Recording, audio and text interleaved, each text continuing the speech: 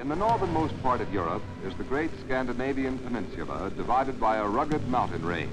Norwegians are proud of the seafaring tradition which goes back to their adventurous Viking ancestors. Summer days in the Cedars are cool and damp. Most Norwegians are good woodworkers. Home 7 miles up the deep fjord. Lars and his father will travel by motor log. It's difficult and expensive because of the steep mountains. The poor soil and the short, cool growing season limit the choice of crops that can be raised here. When Lars makes their trip to the bank, he will be old in Norway. The wealthy on the family on the wide, small farms is a familiar sight in the early weeks of spring. The family's favorite meal, beef and mutton with potato dumpling. Reading and writing are the principal subjects Norwegian children study.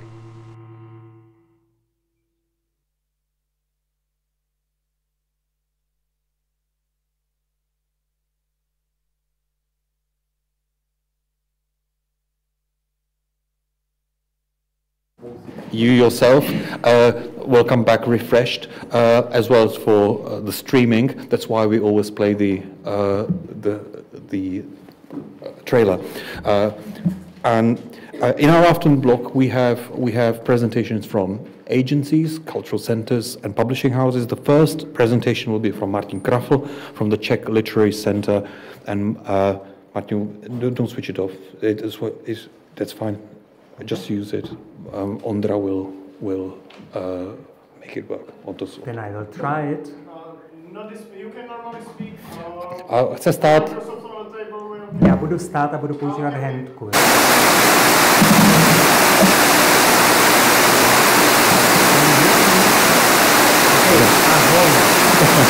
Okay, so it's about 15 minutes, and then we'll have 15 minutes. Martin, over to you.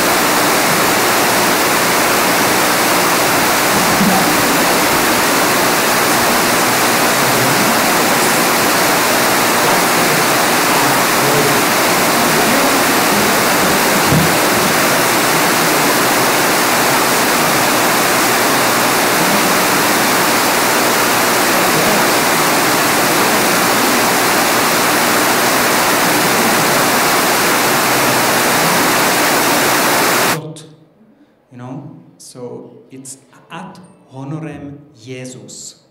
So here in the Moravian countries, the people say that ahoy is just founded like ad honorem Jesus, ahoy.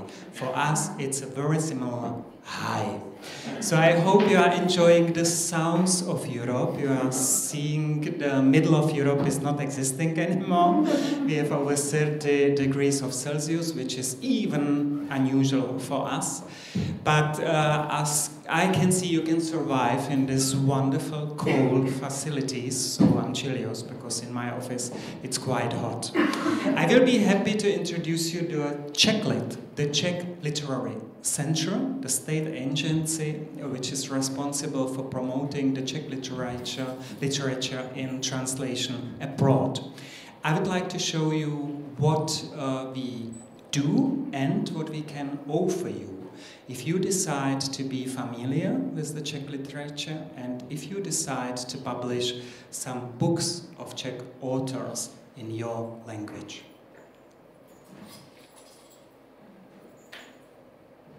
As you can see, the Czech Literary Center is a small team. We are 6. 2 of us are working only half of day in a week. So I think we are quite good because we are responsible for the whole world, and 4 of us are territorial specialists regarding the languages they are speaking, and 2 of us are responsible for the administration. The Czech Literary Center is seated in Prague, in the capital. It was established 2017, and I have to explain to you that my team is in Prague, but we are working under the Moravian Library here in Brno on behalf of the Ministry of Culture. What does it mean exactly? The staff in Prague, my colleagues in Prague, they are dealing the daily business. They are in contact with many cooperation partners abroad, and they are traveling much Here in Brno, in the Moravian Library, we have the administration staff. So we have here colleagues who are responsible for everything, like all invoices, like all books we would like to show and to send to the foreign publishers, etc. And this work is financed by the Ministry of Culture, seated in Prague. So sometimes are people a little bit confused because Czech Lit is the state agency connected to the capital city. But I have to say, and maybe you will confirm that, you are here in Brno for some days, so I would say that it's an interesting model, which is unusual in Europe, but it always brings some questions to me or to my colleagues, you know, what is Brno exactly? Why are you not in Prague? And then my answer, well, we are partly in Prague. It's always like, what? Can you explain that? So I think for Brno, it's not a bad situation as well as for us. By the way, the Moravian Library is a great library. I don't know how much time you have, but if you would like to visit this building, it's in the Kounicova Street, not far away from the city center. As I said, we want to systematically support and promote Czech literature and book culture, especially abroad. So what we do exactly? First of all, we promote all different genres of literature. Prose, literature for children and young adults, poetry, drama, comics, non-fiction, and new forms of literature, e-books. We would like to be an information hub for foreign publishers, translators, Czech studies, specialists, and we are trying to be in contact with them, and we are offering the bilingual website CzechLit in English and in Czech. If you decide to be with us, if you decide to publish some book of Czech authors, we will help you. So we have grants possibilities. We have grants for authors, we have grants for publishers, we have grants for translators, and I will come back to these points later. We also have some own ideas what we could do abroad, so we are in contact with many festivals, we have cooperation partners abroad, and we try to organize some literature and translation projects by ourselves. We also cooperate with the network of Czech culture centers. In Norway is not a Czech center, I guess, if I'm right. No. I think the closest one is in Stockholm, yeah, in Sweden. What we do with Czech centers, we hold the annual Susanna Roth Award for young translators of Czech literature. We organize this award with Czech embassies abroad, and for example, right now, in this week, we have the winners of this award in Olomouc. So young translators or emerging translators has the possibility to translate an excerpt from a book. The book is always chosen by literary critics in the Czech Republic. We announced this possibility abroad with the help of Czech centers. The Czech centers abroad has a jury, has a commission of professional translators, and they decide about who from these emerging translators is the best one in the language of the country where this award takes place. We invite all winners then to the Czech Republic, and they have a meeting with the author of this excerpt in Prague, and afterwards we invite them for 1 week to some other place in the Czech Republic to be together, to do networking. We offer them some workshop and also some sightseeing. It's a wonderful project running now for 10 years, and we are very proud of them. I have to say, unfortunately, in the Nordic countries, they are not successful at all, and we are missing our translators there. But we have some mission for the future, and I will say you about it more later. Actually, not later, by the next point. As you can see, we are involved in the presentation of the Czech literature at the book fairs, international book fairs. For us, the most important in London, in Bologna, as a children's book fair, in Frankfurt, mine, and in Leipzig. And you probably heard that we have the same ambition as Norway had, and you were the guest country of the Frankfurt Book Fair 2019. That was the year when we've done our Guest of Honor program in Leipzig, and now 2026 we hope to be the guest country in Frankfurt. We just gave the big book a few weeks ago to the board of the book fair, and we are still waiting, I have to say, for a very, very long time for the definitive answer. And I hope that at least in October this year at the International Book Fair in Frankfurt, we will hear about who is the guest country for 2025, because this is not clear yet. And we hope that for 2026 will be the Czech Republic, the one. And regarding this hosting program, we would also like to support the studies of the Czech language and Czech literature abroad, and we have some ideas how we would like to do that. And Nordic countries is just one of the tasks for us. We also organize residencies for foreign translators, Czech studies specialists, and authors, and I will talk about it in connection to your activities later. We are happy because we are in the European Union, so we can be a participant of some European projects. We are very proud of the project CELA. This is the project which is ending this year, and we would like to prolong this project for another 5 years. This is a project connecting emerging translators and authors from 10 countries, very young ones. Next, Czechia are Italy, Netherlands, Poland, Portugal, Romania, Slovenia, Serbia, and Spain on the board, and Belgium. And Belgium is the coordinator of the project. CELA is supported by the Creative Europe of the EU. I was talking about some festival we are working with, so you can find some example here in Germany, in Austria, in Switzerland, in United Kingdom, in France, as well as in other countries, for example in Poland, in Spain, or this year at the International Book Fair in Algeria. Since 2019 is the Czech Literary Center member of the European Network for Literary Translation, NLIT. I guess you know probably about this association because Margit Walso, the president of NORLA, is the president of NLIT, and I have the honor to be the member of the board of NLIT.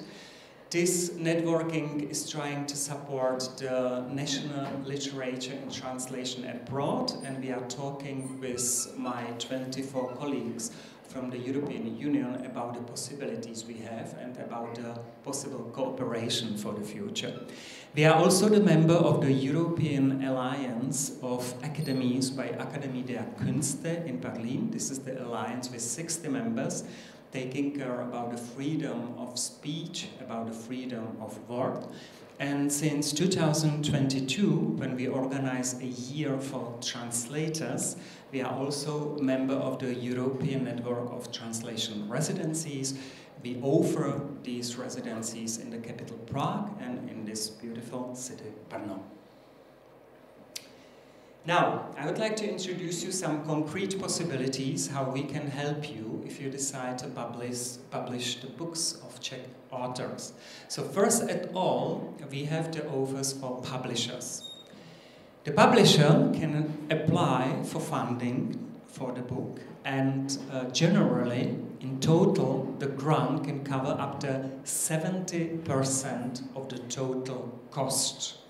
The publisher can apply for translation costs, for graphic design, typesetting and printing, for copyright costs as well as for promotion costs. And as you can see, I told you there is the maximum of 70% of total costs, but by all points you have some limits. So for translation and graphic, it's up to 50% of the total cost, for copyright up to 15%, and for promotion costs up to 25%. This is for books.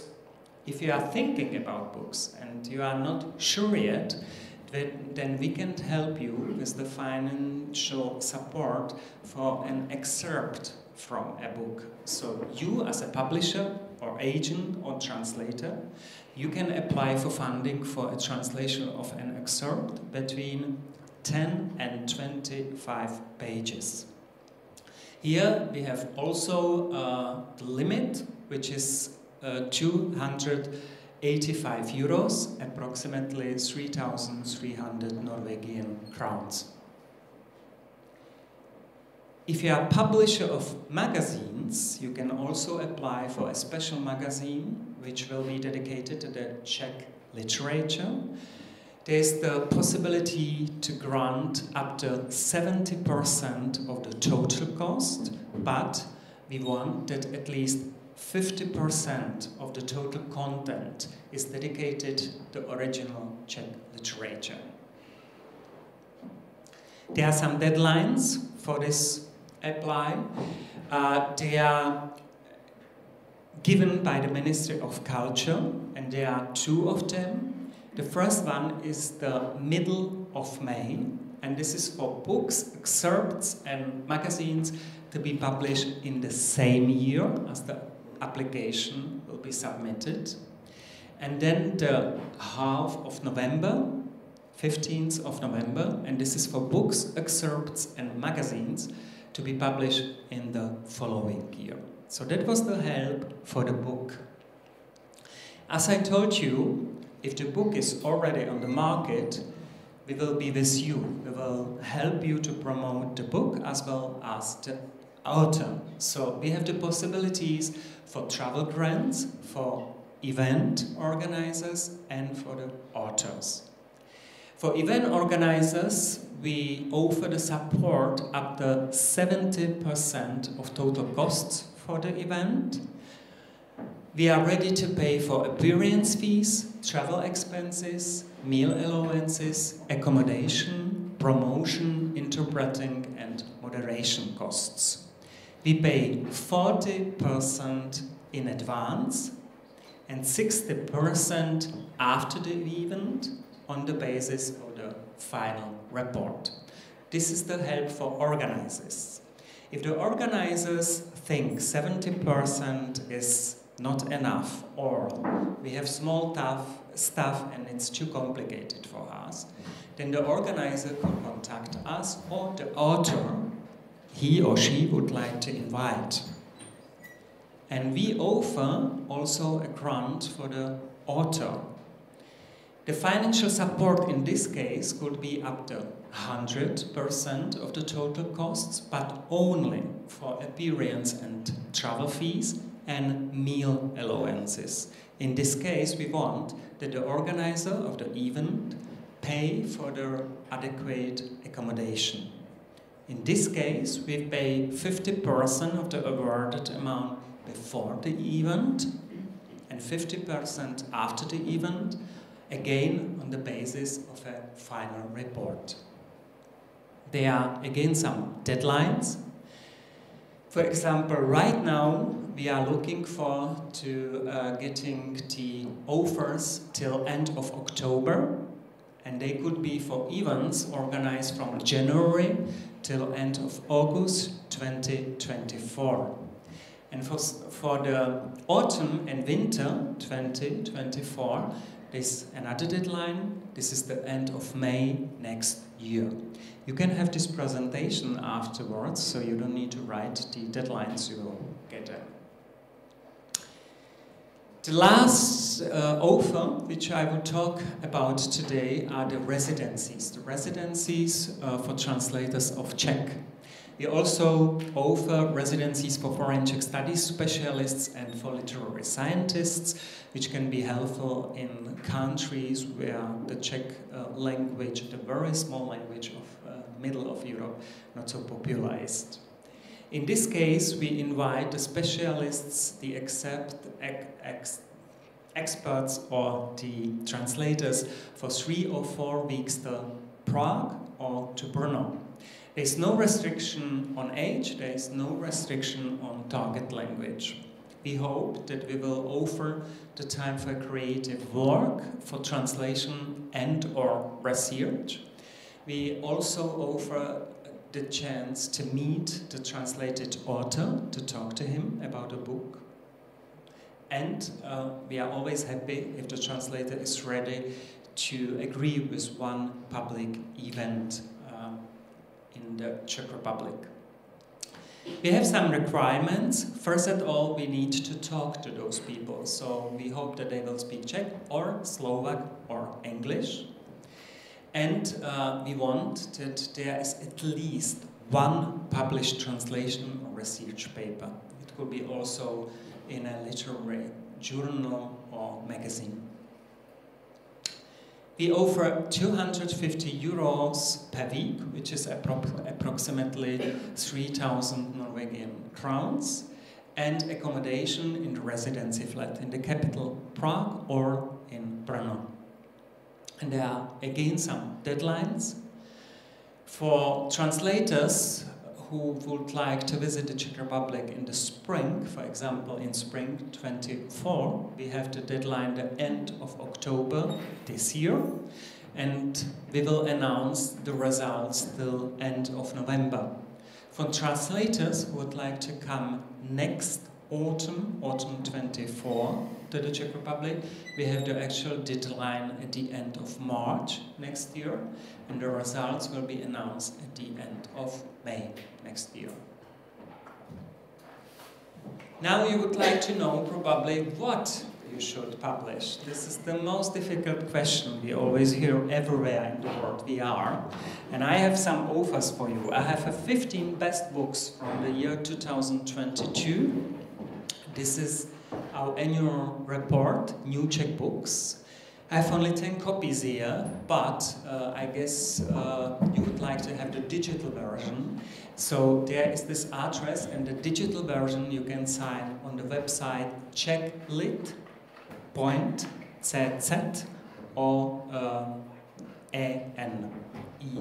And in English CZ is CZ. Am I right?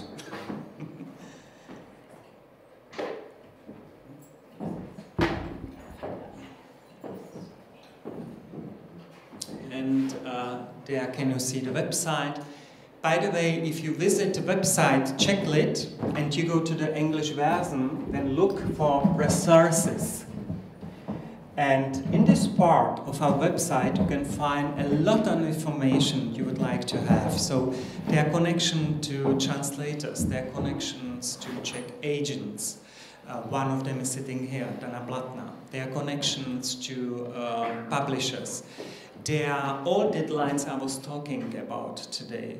There are all offers we can offer you. There are all contacts. I have, as I said to you, colleagues who are responsible for special part of the world, so you can always find where do you belong and who should be your contact person. 25 minutes, a little bit longer, but I hope it was helpful. Do you have some question? Would you like to ask something? Yeah. Thank you very much. Thank you very much, Martin. I have the opportunity to ask questions now, or we can leave it to the break. You mentioned national centres, so that you cooperate with national centres. Do you also offer support in terms of someone who's interested in publishing a book, and to point them to the appropriate national centres or coordinators? What do you mean by national centers? You mean the Czech culture centers? Yeah. Yeah, the Czech culture centers. Well, this work is really organized by us, so the Czech Culture Centers could be the good contact if you have questions, if you have some wishes. Just to say, the Czech Culture Centers are for us more important for presenting new books in the languages, in the countries where these culture centers are. And so, for instance, in the case of Norway, where there is not a Czech National Center, so would that fall under Stockholm? Or yes, is that a regional? You could definitely contact Stockholm, because Stockholm is responsible for Nordic countries. You can also contact the Czech embassy. In the countries where the Czech culture centers are not existing, there should be a culture attaché, and the culture attaché is always connected to us, so we have a good information service from the Ministry of Foreign Affairs, and we always get some information from culture attachés if there is some interest. For example, this week I was contacted by my colleague in Ottawa in Canada, and there was a publisher who was interested in the Czech poetry, and he didn't know whom to speak with, so that is a good example. He contacted the culture attaché of the Czech embassy, and we've got this information from the Ministry of Foreign Affairs. Thank you.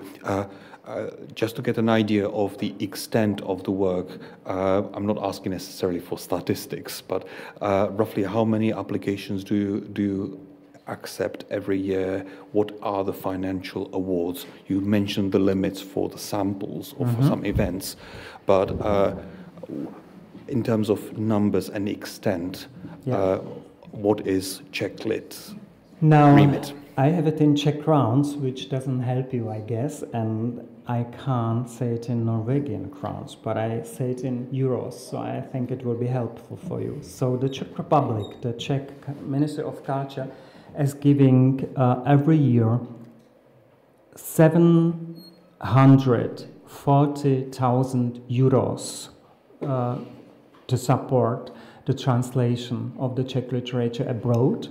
And regarding this project of to be the host in Frankfurt, we will give more.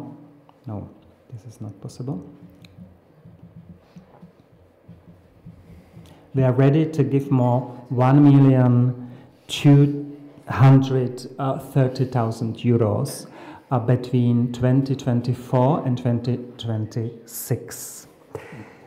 You have to think, maybe you think this is a huge amount of money, but I'm quite happy to have this financial support, because we are really small language and small country. An example, I told you 2019 we were the hosting country at the Leipziger Book Fair, Leipziger Buchmesse. Till 2017 there were published 5 books every year in the German-speaking countries. We have to support for the translation approximately 1 million euros 2019. Sorry. So what do you think, how many translations we had during the program at the Leipziger Book Fair 2019 on the market? Say something. What do you think? 40? Try. 40, let's say another one. 40? 200 is too much. 185. 85. And we were really lucky. And I heard in this year from many colleagues, I was responsible for the project, and I had from many colleagues from the Ministry of Foreign Affairs and from culture as well as abroad. Well, this is great. Now you have 85 books in German at the market. And the Ministry of Culture said, well, that's enough, isn't it? And I said, that's not enough. We have to continue this work, because this is the beginning, you know. So you have to think, the Frankfurt for us is the same case. The beginning is already behind us. Now we are somewhere in the middle way. And the difference between the hosting program of the Czech Republic and Norway in Frankfurt 2026 should be also this focus on languages. For Norway, it was the German language. For us, was the German language task in Leipzig. So Frankfurt for us is more to show we are again international, as it was before 1989, with people like Kundera, Václav Havel, or Pavel Kohout. So our task is to have approximately 200 new German translations, but we hope to offer another 100 or 150 translations in other languages, especially in French, Spanish, and English. And I personally hope that also Nordic countries will be there with some translation. Okay. Thank you very much. Thank you very much, Martin. You're welcome. There are my business cards if you'd like to have contact with me or with us, and you can choose the color. We are very colorful. So new Czech books in red, and my card are in yellow or in turquoise. Lovely. Thank you very much. Thank you very much, Martin. Thank you. Our next presentation is from Kali Bakala, who is a major figure in Slovak publishing world. Yeah, or a troubled child. But Kali, please come forward. There is a presentation. Kaka Bakala. Kali isn't very kind of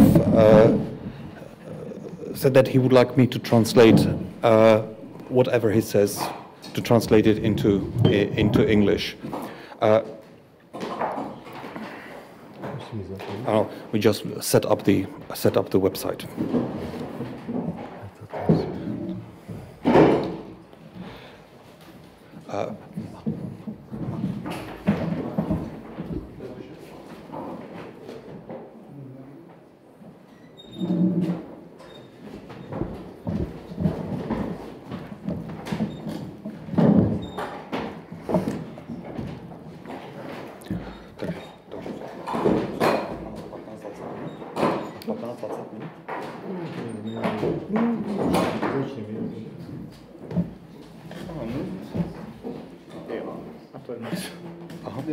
To můžeme jít blížší. A zase kvůli kameře. Ještě chvilku. Jsme tam. OK. Fajn, díky.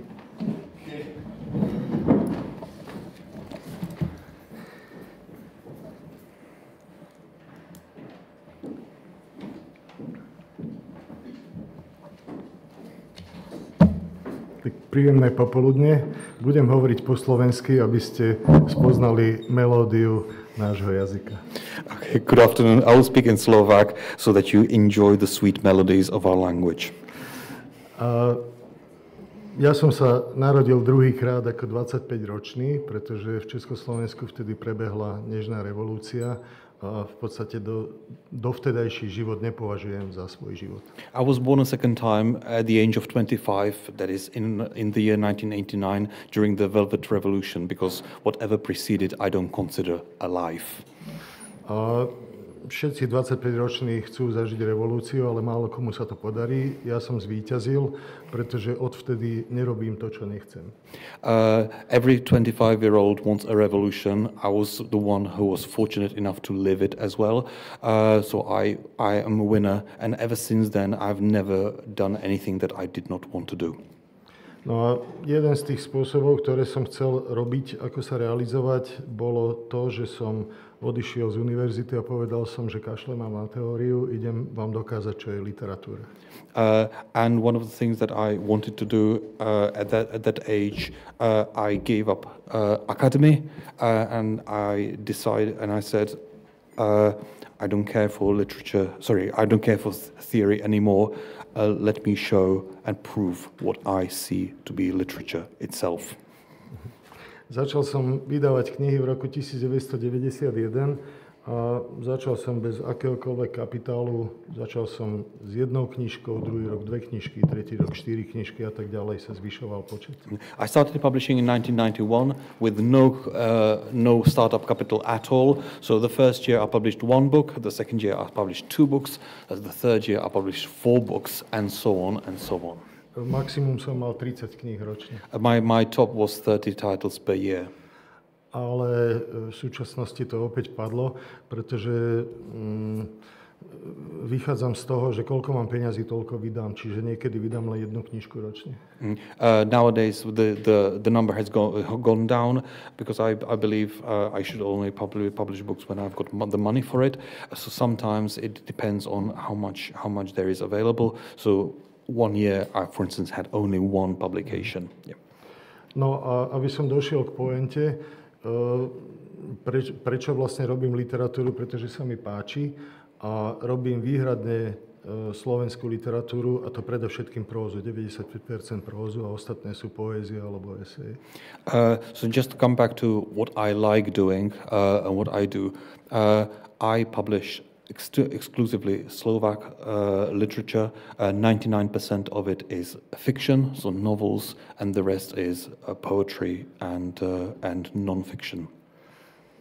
Keď som vydal 6. knižku a každá z nich bola nejakým spôsobom ocenená, získali, ja neviem, cenu za debut alebo prémiu literárneho fondu alebo podobne, tak mnoho ľudí na Slovensku sa dozvedelo, že existuje jeden šialenec, ktorý chce vydávať knižky slovenským autorom, tak mi začalo chodiť príliš veľa ponúk. And it happened that when I published a 6th book in a row, which got an award, so there were people around Slovakia who realized that maybe there is a crazy man somewhere in Bratislava who's publishing books. So I started getting way too many offers. A vtedy som prišiel na najlepší nápad môjho života. Založil som prvú súkromnú literárnu súťaž na Slovensku, volá sa Poviedka. And at that point I had the best idea of my life, and that was to start a literary competition, a Slovak competition. It's called Poviedka, which means a short story. Toto je prvý zborník víťazných prác. A prečo o tom hovorím? Zúčastnilo sa 970 poviedok v tomto prvom ročníku. 970. I just had to check the numbers because I couldn't believe it.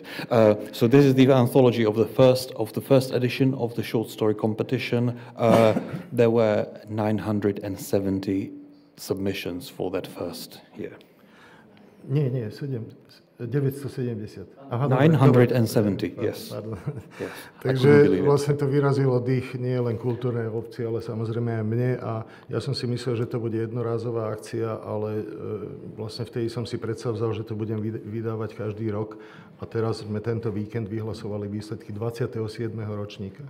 It totally blew me away, and not only myself, but the entire reading public. And what I thought originally would be a one-off competition turned up into an annual event. So now we've been announcing the 27th year of that competition. Tie víťazné práce vydávam v takomto maličkom zborníku, aby sa zmestil hoci kde, aby si ho mohli čítať ľudia, a naozaj je veľmi obľúbený. Je tam publikovaných obvykle 10 nových spisovateľov, ktorým potom ponúkam vydať knižku v budúcnosti. So these are submissions for starting authors. I always publish them in these small pocket-sized anthologies, generally with 10 stories in each of them, which give chance to emerging starting authors, and they are indeed very popular because people chuck them in pockets and read them.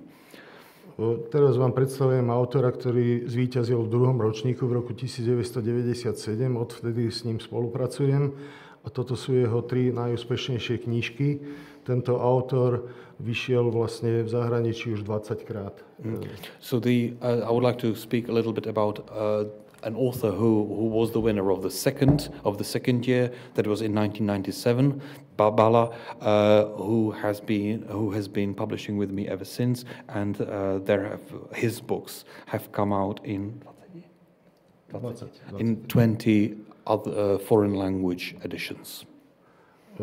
Ďalšou autorkou, ktorú by som zase chcel predstaviť, je Nicole Hocholcerová, ktorá v tejto súťaži sa umiestnila prvýkrát, dostala prémiu ako 16-ročná a ako 21-ročná debutovala takouto jednou malou útlou knižkou. The second author I would like to introduce is Nikola Hochholterová, who was, when she won the Short Story Award, she was 16. At the age of 21, she published this tiny book. Tá knižka nie je veľmi hrubá, pripomína skôr poéziu, pretože niekedy je len jedna malá veta kapitolov. This is quite a thin book, not very thickly printed. Some pages have just a single line, and it resembles poetry. Tá knižka hovorí o tom, že sa 12-ročné dievča zaľúbi do svojho 50-ročného učiteľa výtvarnej výchovy. And the story of the book is that a 12-year-old student falls in love with her 50-year-old teacher of visual arts. Je naozaj napísaná literárne na veľmi vysokej úrovni. Nevydal by som to kvôli tomu, že to je škandalózna téma, ale vydal som to za to, že to považujem za naozaj skvelú literatúru. It is written in a remarkably sophisticated literary style. I would never publish it because of the scandalous nature of the story, but because the writing is supreme. Táto knižka vlastne vyšla 21-ročnému dievčaťu a už v priebehu jedného roka sa dostala medzi 10 najlepších kníh Slovenska. Vyvolala v podstate v médiách kvôli groomingu a kvôli surovému opisu groomingu veľkú pozornosť. So this author of 21 years, within one single year, this book became a top 10 of all Slovak literature, raising a lot of attention because of the very explicit description of grooming in the novel. A v priebehu toho roka sme podpísali zmluvu na 9 vydaní do zahraničia, tak dúfam, že aj v Norsku vyjde táto knižka. And within that one single year, we signed contracts with 9 different foreign language publishers, so we hope that even Norway will find an interest. Dúfam, že ste počúvali dobre, vydávam literatúru, nie škandály. And I hope that I've made it clear, and you've heard me clear, that I don't publish scandals literature, I publish quality literature. Ďakujem. Ďalším mojím autorom, s ktorým som v podstate začínal, debutoval u mňa, vtedy mal 20 rokov, ale spolupracujeme doteraz, je Marek Vadas, veľmi významný súčasný slovenský spisovateľ. From the very beginning of my publishing, I've been working with Marek Vadas, who's another remarkable author who I would like to recommend for your attention. Marek Vadas vydal vlastne takú trilógiu poviedky, ktoré sú inšpirované z afrického prostredia, ale nie sú cestopisom, ale sú akoby pocitovým cestopisom po Afrike. Marek Vadas has a trilogy set in African countries. These are not travel logs, but more as emotional travel logs or emotional travel writing, short stories from African countries. Toto názov tejto knižky je Čierne na čiernom. Just one for all. The title of this book is Čierne na čiernom. That means black on black. Marek vydal 10 kníh, vyšlo mu asi 10-12 prekladov kníh pre dospelých a ako sme sa dozvedeli, tak aj 12 prekladov kníh pre deti, ktoré napísal. Čiže tiež je úspešný. He's also a successful author of children's literature. 10 or 12 10 or 12 foreign publishers have published his adult books and 12 his books for children as well. Po tejto vlastne africkej trilógii sa vrátil myšlienkami na Slovensko a vydal knihu 6 cudzincov. Táto kniha je opäť pojednáva o škandalóznej problematike, teda pre Slovákov škandalóznej, pretože hovorí o rómskom holokauste. After the African trilogy, Marek Vadas returned to a Slovak theme with his novel called 6 cudzincov, that is 6 foreigners, and this is a kind of scandalous or a shocking topic, especially for Slovaks, because they deal with Roma Roma presence in Slovakia. A hovorí o tom, že my Slováci sa projektujeme, že sme národ holubičí, národ mierumilovný, ale táto kniha hovorí o pogrome, kde vlastne veľmi pokojná dedina vyvraždila rómske obyvateľstvo. The story of this book is that we Slovaks present ourselves as peace-loving, dove-like nation, but this is a story of a tiny backwaters village that carried out a pogrom, a genocide on a Roma community. Prejdem k ďalšiemu autorovi, ktorého mám veľmi rád a tiež som ho objavil v literárnej súťaži Poviedka.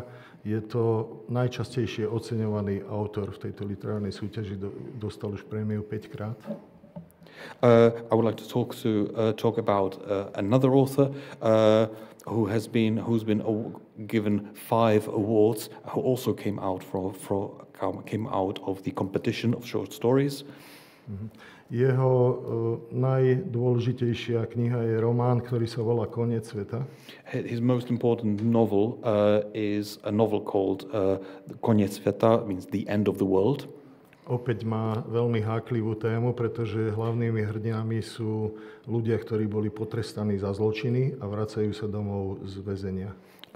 His theme is again a very challenging, a provocative one. It is about stories of people who have been punished who were punished for crimes, and having done their penitence or having served their term, are coming back home to life. Dosť na tom, že táto knižka teraz vychádza po česky a bude mať podtitul 11 vražd a ani jeden pohreb.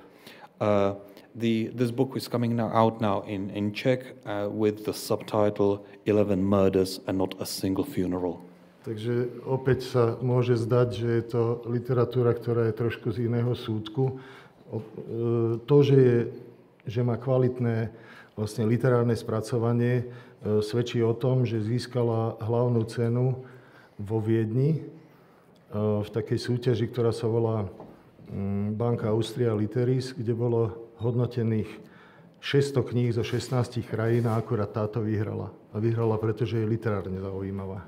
Although this again may be a shocking, scandalous topic, this book won a prestigious award in Vienna called the Banca Austria Literis, which had 600 submissions, and this was the only book that got the award for its literary qualities. Vyšla v Nemecku nielen v tvrdej väzbe, ale aj v mäkkej väzbe, čiže vieme, čo znamená výjsť ako paperback. And this book came out in German both in hardcover and in paperback. Toto sú v podstate autori, ktorým sa venujem dlhodobo. Som charakterové vydavateľstvo, pretože edičný plán zostavujem ja a venujem sa autorom, ktorí sa páčia mne. To, že sa páčia ostatným, je už ich šťastie. Okay, these are authors who work with me on a systematic level, and I dedicate my attentions to them. I'm an author-based, but authorial publisher, so I publish books that I personally find appealing, and it is pleasure that there are people who are readers who share that joy and pleasure with me. Chcel by som ešte predstaviť mladých autorov. Toto boli vlastne už zavedení autori, ktorí majú viac ako, 5 knížiek vydaných.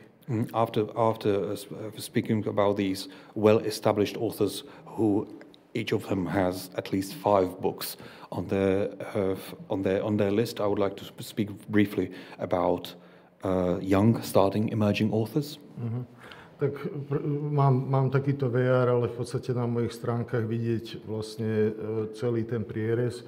Predovšetkým sú to mladí autori. Peter Balko je veľmi úspešný, povedzme v Nemecku, tam vyšiel vo Žolnaj Verlag, alebo vo Francúzsku vyšiel a takisto, ja neviem, v Čechách 2 knižky, v Poľsku 2 knižky, v Maďarsku a iných krajinách. Okay. Peter Balko is one of them, and on my website you'll see presentations of other authors. Peter Balko has been published translated into German, French, Polish, Czech, and Hungarian, and is a very successful author as a young author as well.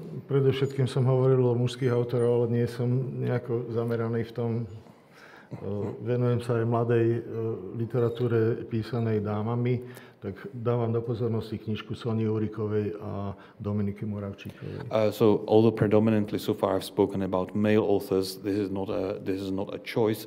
I give equal attention to women authors. So I would like to draw your attention to Dominika Moravčíková and Sonia Uriková and their young authors. Yeah. No a vlastne opäť sa vrátim k tej literárnej súťaži Poviedka.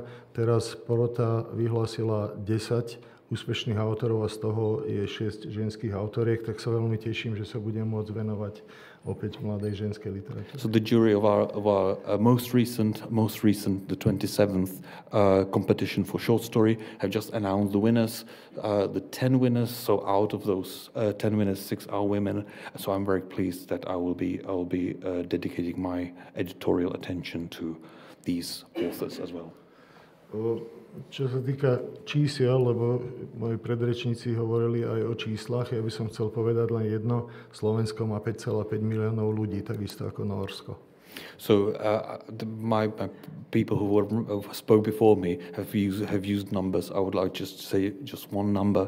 Slovakia has 5.5 million people, inhabitants. So does Norway. Myslím, že ste vlastne pochopili jednu vec, že sa venujem literatúre a literatúra je moja doména, ale získal som aj Národnú cenu za dizajn za túto sériu kníh, takže musím sa aj týmto pochváliť. So I would like to brag a little bit. You've noticed that I have spoken about literature and fiction most of the time, but I've been also very fortunate to get an award, a national award for design for this trilogy of books. Na mojich stránkach kakabagala.sk sú vlastne vystavené diela týchto spisovateľov, ale spolupracujem vlastne aj s viacerými a čo je dôležité pre mňa, nie je kniha sezónnou, ale keď vydám autora povedzme v roku 2005, tak ho vydávam aj v roku 2023. Že vlastne tí čitatelia stále vstávajú noví a ja sa venujem autorom vtedy, v tom čase, keď treba, a potom sa venujem čitateľom tým, že robím neprestajne reedície úspešných kníh. So on my website, you'll be able to find presentations of all the authors, but I would like to say one thing. When I work with authors, they are not just a matter of season for me. So if this book was published in 2005 and still finds its readers, I keep republishing, re-editing. So it's a lifelong commitment. A chcel by som sa rozlúčiť s pre mňa obzvlášť milým autorom. 83-ročný Stanislav Rakús je jedným z mála, ktorí získali najprestížnejšiu literárnu cenu na Slovensku už dvakrát. Toto je jeho knižka, ktorá v Lani získala túto cenu. So to conclude, I would like to draw attention to an author that I have particular liking for, the 83-year-old Stanislav Rakús, who is the only Slovak author who's won the most prestigious Slovak award, literary award, twice in a row. So this is his most recent. On napísal doteraz 8 kníh, všetky som mu vydal. Viac menej sú všetky vypredané, tak mu chystám súborné dielo, kde vlastne už zadokumentujem celú tvorbu. So far he's published 8 novels, all of them with me, and all of them are out of print now, so I'm now preparing a collective re-edition of all the titles. A toto je systém mojej práce. And that's the system of my work. A ďalšia vec, že nezakladal som to vydavateľstvo, ako sa bežne zakladajú, pretože toto vydavateľstvo vzniklo z môjho rozhodnutia a zanikne mojou smrťou, takže ponáhľajte sa. And so this is not the publishing house that has long prospects, because it started with my decision and will end with my life, so hurry up. Thank you.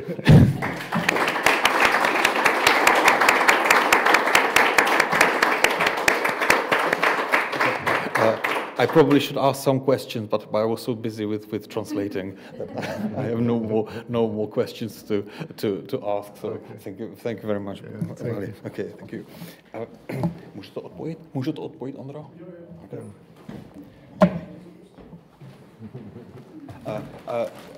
About these books, do you think?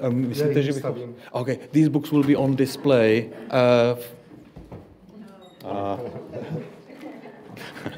So these books will be on display on the table. So please feel free.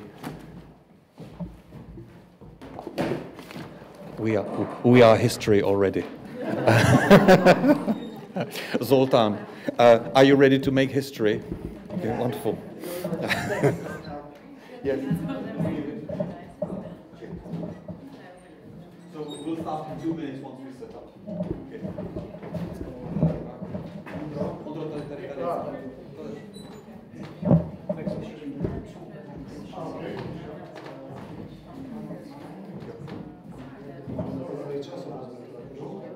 And the last person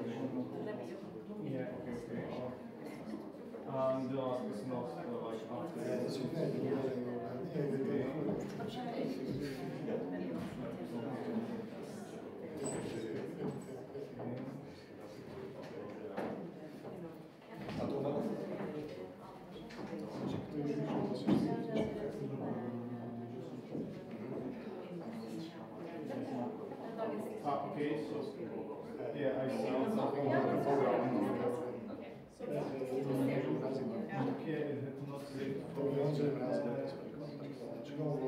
Yeah, of course. We used to do old system because of the formatting. Podařilo se? Máte rozhozené formatování, tak ještě na vlastní Okay. Small, tiny technical issues with Central European formatting. Yeah, there is some water if anyone would like.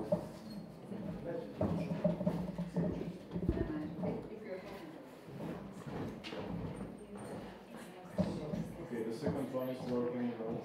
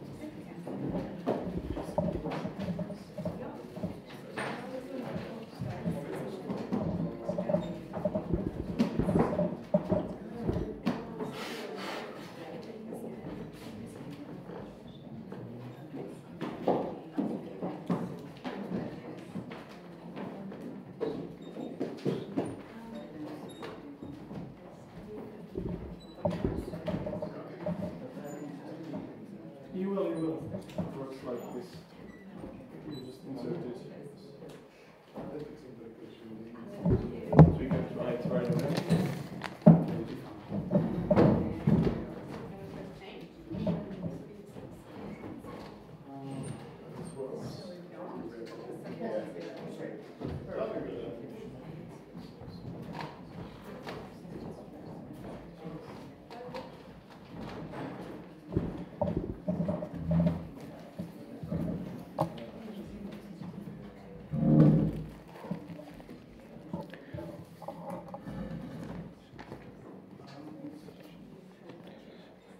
So, 15 minutes?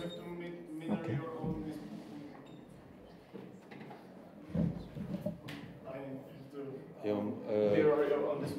Okay. Yeah, it's not your piece.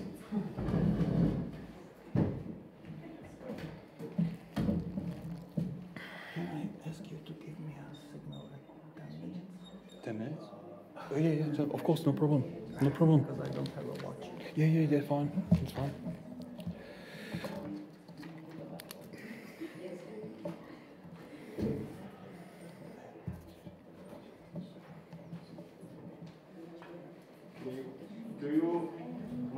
mouse or something, because your touchpad is not reacting, so just... On se většinou blokuje, když tam hodíš USB čas. Okay. Nebo nejlepší to zase nastartovat a potom teprve to tam Okay. Now it works. So now you have to, I will plug the HDMI in. And you have to, mirror your screen in your settings, because there is a different screen there. Okay. So just mirror those. I don't know how to do this already. It's in settings.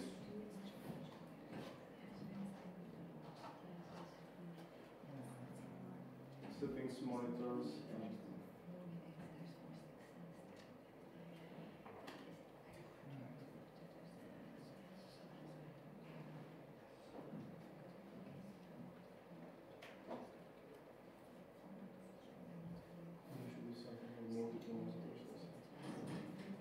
Yeah, and there is, I think it's this one, just to off it.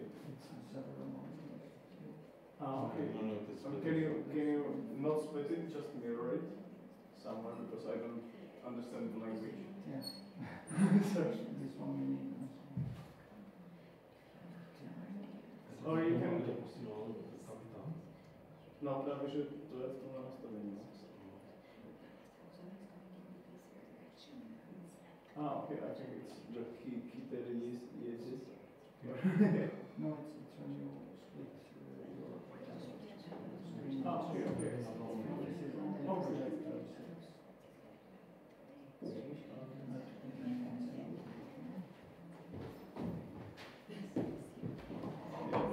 Everything here is working.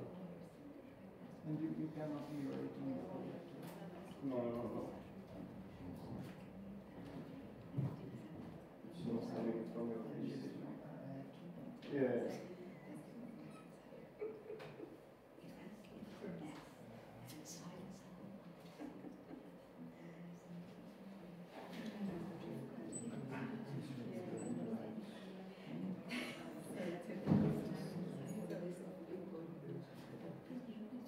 Okay, yeah. I will mirror it.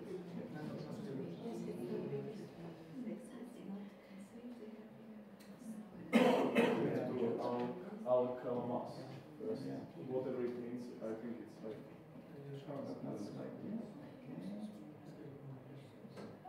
Okay, it's mirroring your own... No, that will flip your monitor. This is your own monitor.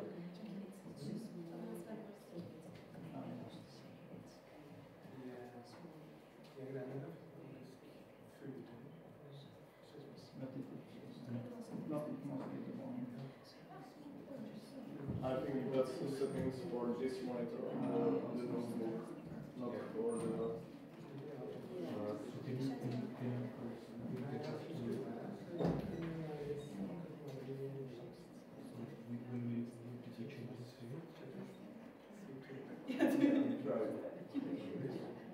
And now plug the HDMI in.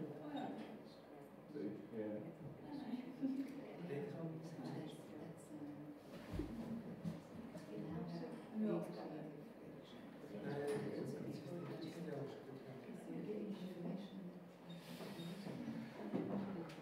Zkoušeli jste ještě jiného? Můžu zkusit na mít, který nebude mít tohle rozhraní, ale tady takový... We can try my note, maybe your presentation will help. Very sorry about this. We have some problems with making the presentation work from the laptop for some reason. Trouble. The HDMI Hungarian That might be something like that. Even if you version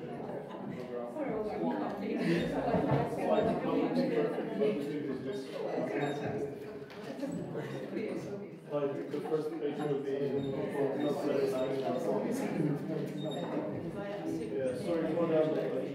Yeah.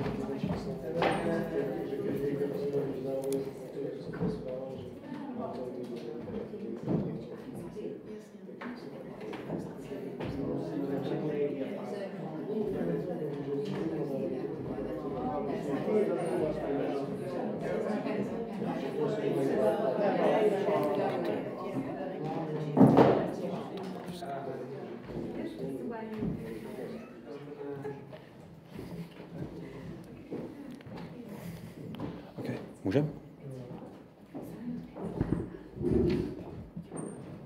Okay. Apologies for the delay. It's my fault. No, it's I would blame Microsoft. No, I have an obsolete version of No, so yeah, incompatible versions of PowerPoint. Thank you very much for your patience. And our next presentation is from Zoltán Jéné from the Tilia agency. Okay, and Zoltán asked me to warn when 10 minutes is over. So, yeah. Because he hasn't got the watch. So yeah, so over to you, Zoltán. So sorry, I chose the most beautiful font of my font collection and it didn't work, so it was a waste of time. Yes, I represent now Tilia agency, which is a brand new agency of Hungary. We started our activity in February, so it's very, very fresh blood. It's a family business. So I started it with my wife. I worked for 9 years in the public field. I did the same thing that Martin or NORLA. It was the Petőfi Literary Museum first, and after the Petőfi Agency. My wife is a literary critic, so she's I think many Hungarian authors are very afraid of her. She has a very sharp pen, so it's we decided to create this agency this February, a little bit earlier, because we have all this experience and we considered not to lose this capital of connections and networks. And we thought we start very slowly. We asked for authors to join us, and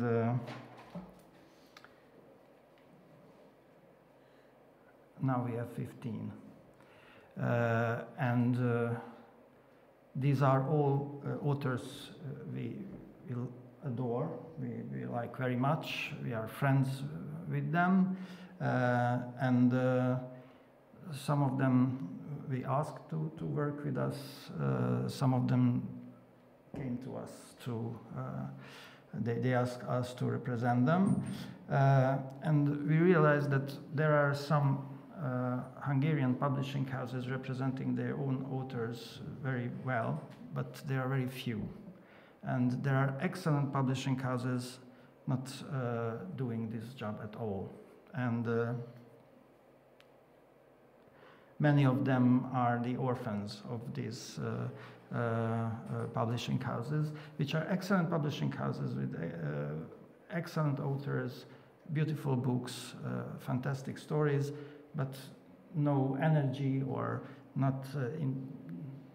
intention to do this agent job for them. So we represent these authors, not all of their books, because we consider that some of them are not good for translation for different reasons. For example, the last book of one of our authors is based on a linguistic joke. Impossible to translate. If you want to translate, you have to write a different book. So it's not in our catalog. So we have 28 books on our list, which are not all recent books. So we think that if you work in the international field, it's not relevant information if this book is from last year or it's 10 years old. I think we can publish in the same with the same enthusiasm a book of 30 years old. They are not as old. We represent mainly fiction, literary fiction, and we have some children's books too. How to present 28 books? No way. So I thought that I grouped these books in 7 topics, which are not, some of them are genres, so children's books, it's not a topic, but it's a group, the smallest in our catalog. These are, I realized that some of them are very characteristic topics of Hungarian literature. Generally, if you look at the whole production of the third parts of the 20th century and the beginnings of the 21st century, and you put all the Hungarians' novels together, translated into different languages, you have a very dark and sad universe, but with a lot of humor. This is a general picture. Of course, this is not a good definition for all the books, but this is kind of general picture that you can have. Our authors sometimes fit into this description, but several authors are absolutely out of this tendency. But what we have as topics, 20th century history, Hungarian and Central European. It's, I think it's very important to precise that many of the authors having stories about the 20th century Hungarian history cannot write only about Hungary. It's larger than that, so sometimes if they write a story about Hungary of the 70s, for example, you will have the same stories in Czechoslovakia or Poland or anywhere in this region. European issues, these are the modern topics. So what Hungarians are doing in Europe nowadays. Social issues, these are the more delicate topics in literature. Sometimes it's related to politics, but not in a parliamentary politic way. It's the social politics. So it's you'll see the books. Children's books, crime, science fiction is genre 2. History, I differentiated the 20th century history and a larger view of history because I think it's a completely different audience. These are books of several centuries and ancient times too. And biography and autobiography is another topic, but you'll see this is also something very special. this is the major topic, the 20th century history. I won't present you all the books. I picked in each topic one. I cut my other arm. And so the one I picked of this topic is Migraine of Tamás Gyulkovics, already published in Italy. It's sold also to France. It will be published in February. Yes, you can read the data. It's the subtitle of this book is the story of the guilty conscience. It's about a teacher who was deported during the Second World War in a concentration camp, and he is charged he's working in this camp as the as we say it in German, the Zwillingsvater, which means he's the supervisor of the twins of Mengele. And at the end of the war, he decides to bring these children back to Hungary, and in a chaotic period of Europe, there is no train, nothing, and he brings them back, and he becomes a kind of hero in the eyes of these children. And after the war, he moves to Israel. He starts a very normal life there. He's an accountant in a theater. And in the 60s starts the trial of Eichmann. And all this topic of victims and collaborators becomes a common topic. Everybody is talking about it. Everybody are looking for traitors.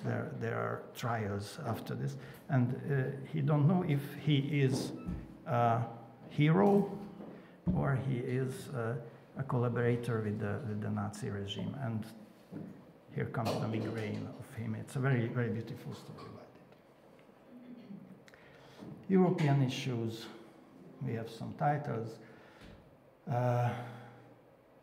She's the youngest of our group, Zsófia Cakó, with a very special title, Not Polite to Work in the Garden, on Good Friday.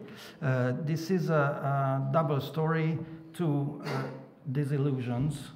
The first one is she grown up in a Catholic family, and she lost his faith slowly in her growing. And the second story is a story of the present days. She's working in Italy, in Milan,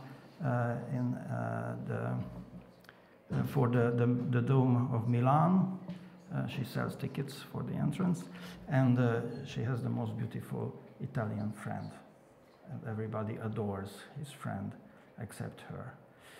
And this is another disillusion of Italy, beauty, and a man who all the family adores. And there is a very nice parallel of these two stories. It's put together. And she's the most sarcastic young lady I know. So. Social issues. A few years ago, there was a series of crime in Hungary, killings. Several gypsy families were attacked by a group of extreme right crazy men, and 8 people were shot down. They approached the houses of gypsy families and like thieves and shut people down. And this book is a kind of reaction of this story. Zsolt Kácsor is a very serious Jewish believer person, and he mixed up this situation of the gypsy people of Hungary and the Torah. So he describes the story of Moses with this imaginary version of the gypsy version of the Torah. And it's a absolutely fantastic text because it's in the style of the Torah, but in the same time it's like gypsy people speaks, which are very, very distant styles. So it's a fantastic book. Children's books. I think this is the book that fits the most in the Norwegian and Central European way of life in the countryside. This is the protagonist of this book. These are separate stories.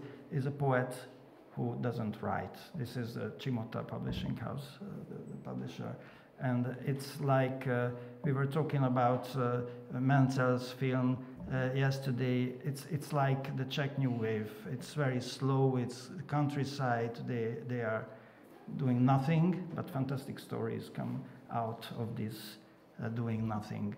Imaginary football game, for example, or going to the horizon line, which is a line somewhere, but we have to touch it, etc., etc. So there are really crazy stories.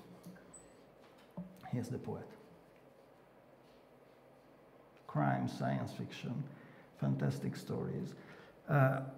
Yeah, I think this is the most underrated book in the history of Hungarian book production. I think science fiction is not a very Hungarian genre. There are no internationally known Hungarian authors. Viktor Horváth is a little bit known in Central Europe because two of his books were translated into the Czech and Polish, Turkish Mirror and My Tank. It's Vetrem Lini who published it in Czech Republic. This is a science fiction book. All his books are completely different, but completely. And this one is, he imagines something that will be real very soon. Elon Musk is working on it. What if they plant a chip in your brain and you can upload and all your knowings, everything you know can be uploaded, everything you see, you hear can be uploaded, and you can download the other people's knowing. And it's as he imagines it results extremely quick. It's like a boom of the knowledge of the human race. Technological development in 1 second. We can do everything. And what does it result? Communism. In these countries, we worked decades and decades to build communism that we never realized. You know that. It's realized in 1 second. It's not like the communism we knew. It's very strange. And the last one is also something that exists in Czech language. It was also translated into German and Serbian. It's a story of the 18th century of the friendship of the man who modernized Hungarian language, Kazinczy, and a man of Vienna who is an African-Italian person, and both are Freemasons, and this is a friendship of an African people and a Hungarian people in Vienna, and this is a very beautiful historical picture, historical tableau. Yeah. And Stuffed Barbarian, it's because after the death of this very clever and wise person, he was stuffed and exhibited in the Vienna Museum of Natural History. Yeah. Oh, I have to present him. I'm sorry, because he is the most Norwegian Hungarian author. Yeah, he lives in Norway. He's a Norwegian citizen now, and he wrote several books, 3 books about this experience. But it's not only the experience to be Hungarian in Norway. This is one of the topic. But these are books with a very rich realist, magical realism, with a very rich philosophical background, and fantastic micro stories.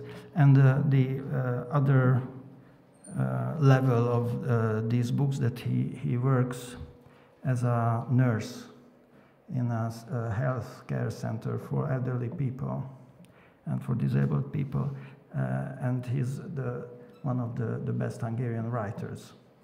So this contrast is also in his books, and this is he wrote 3 books about these topics, and they're all anchored in his real life, but all the time he picked a different protagonist to present it.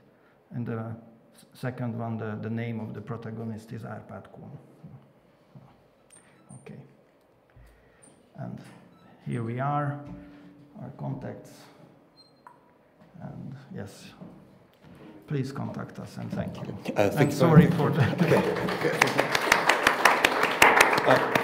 Thank you very much, Zoltán. I have only very brief questions.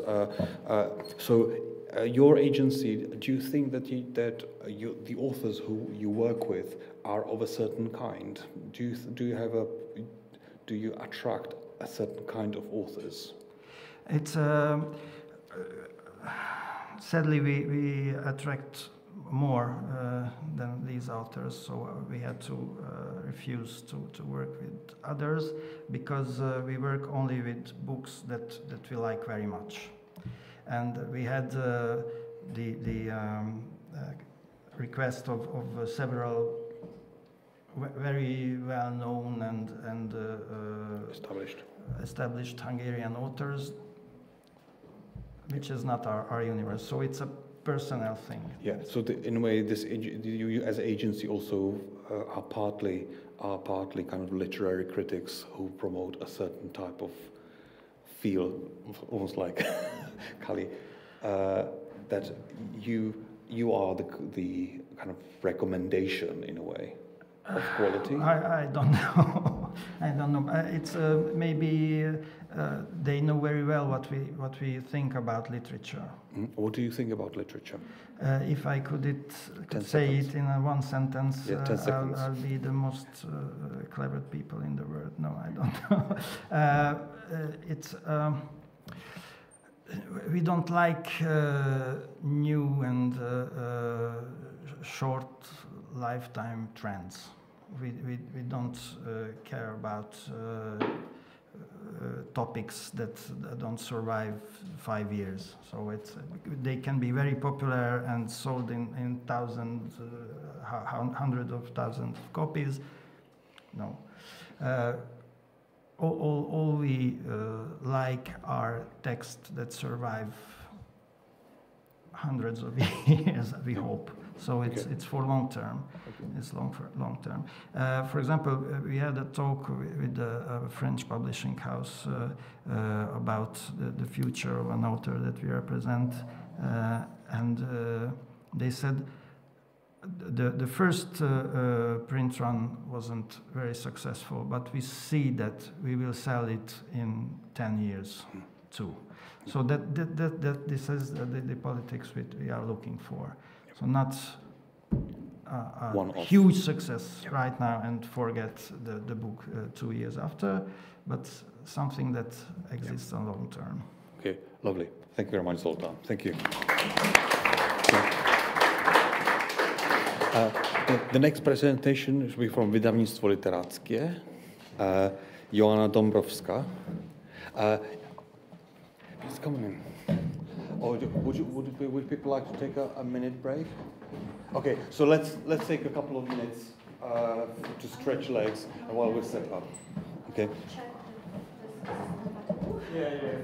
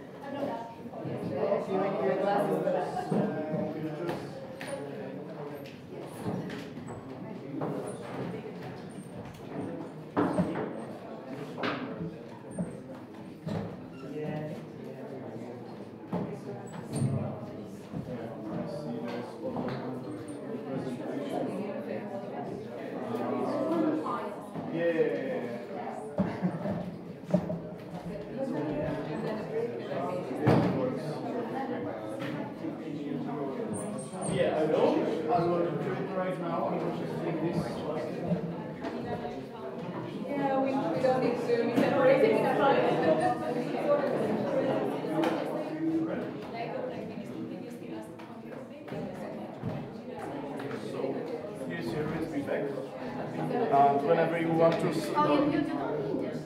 No. It's already on a computer. And whenever you want to go forward, you press this open button.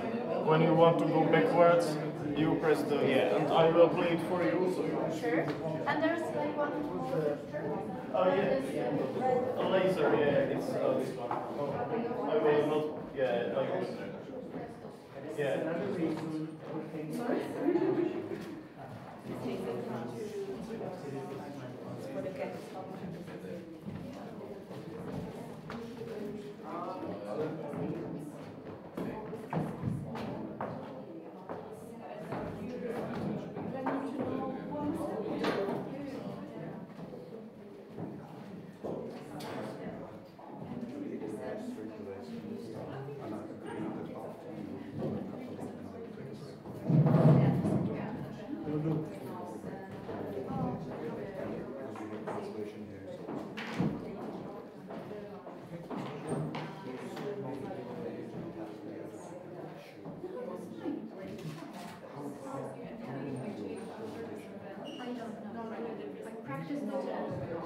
Time it lasted longer than 15 minutes, so I will have to make accommodations as I go and to get up.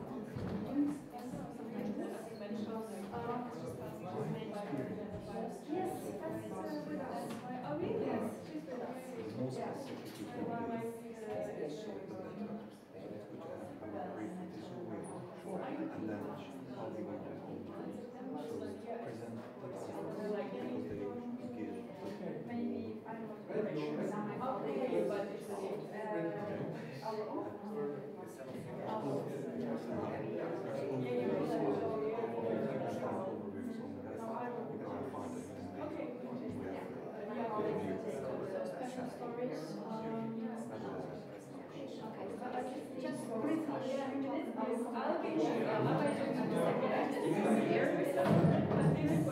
And then maybe three.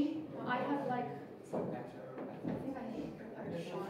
But I think I will maybe stick to three. I will just keep looking at my watch. I don't want to overdo it. Yeah, if you want, I can give you 15 minutes.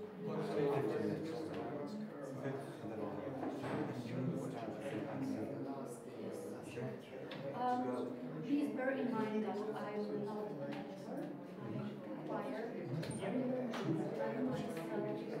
Polish speaking. I can know just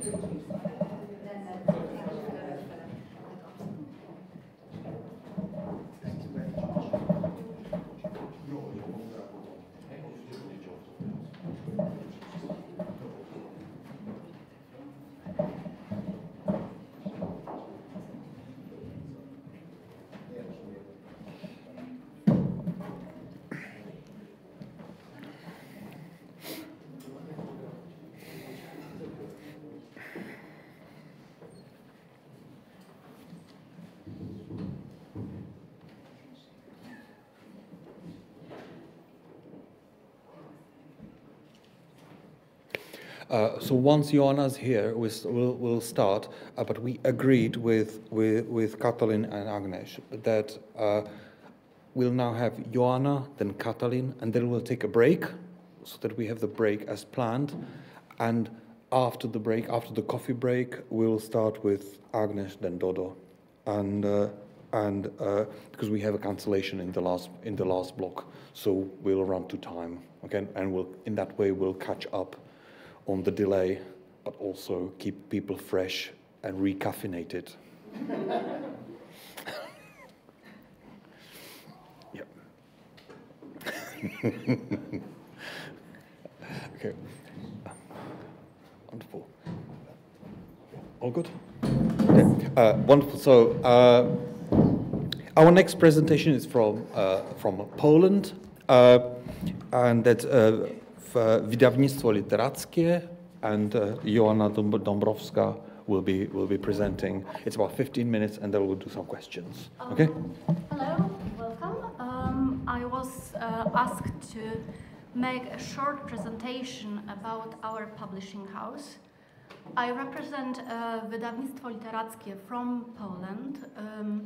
Literackie meaning in Polish literary. So it gives you an idea what we specialize in. We publish mainly fiction, Polish and translated ones, also non-fiction and some children's titles. And we've been, our house is in Krakow, in the south of Poland, and you have the picture here of where we are based. We were founded in 1952, and this house is from the beginning of the 20th century. It's, the house is historic, and we are also in the historic part of the town, close to the city center. And we've been celebrating 70th anniversary this year. We started as this huge state-owned company 70 years ago, and we were supposed to publish mostly Polish fiction, also translated fiction from languages from all over the world. Our company had like separate sections, departments for Slavic languages, for Spanish language, for English language. There were separate editorial departments. And fast forward 70 years, all the political tribulations and problems, and here we are now. We are now independent, privately owned company. We are a little bit smaller. We publish around over 100 new titles per year, like 200 altogether, including re-editions. And as I said, we still concentrate on Polish, mainly fiction, and I wanted to present to you maybe just a couple of our most prominent authors.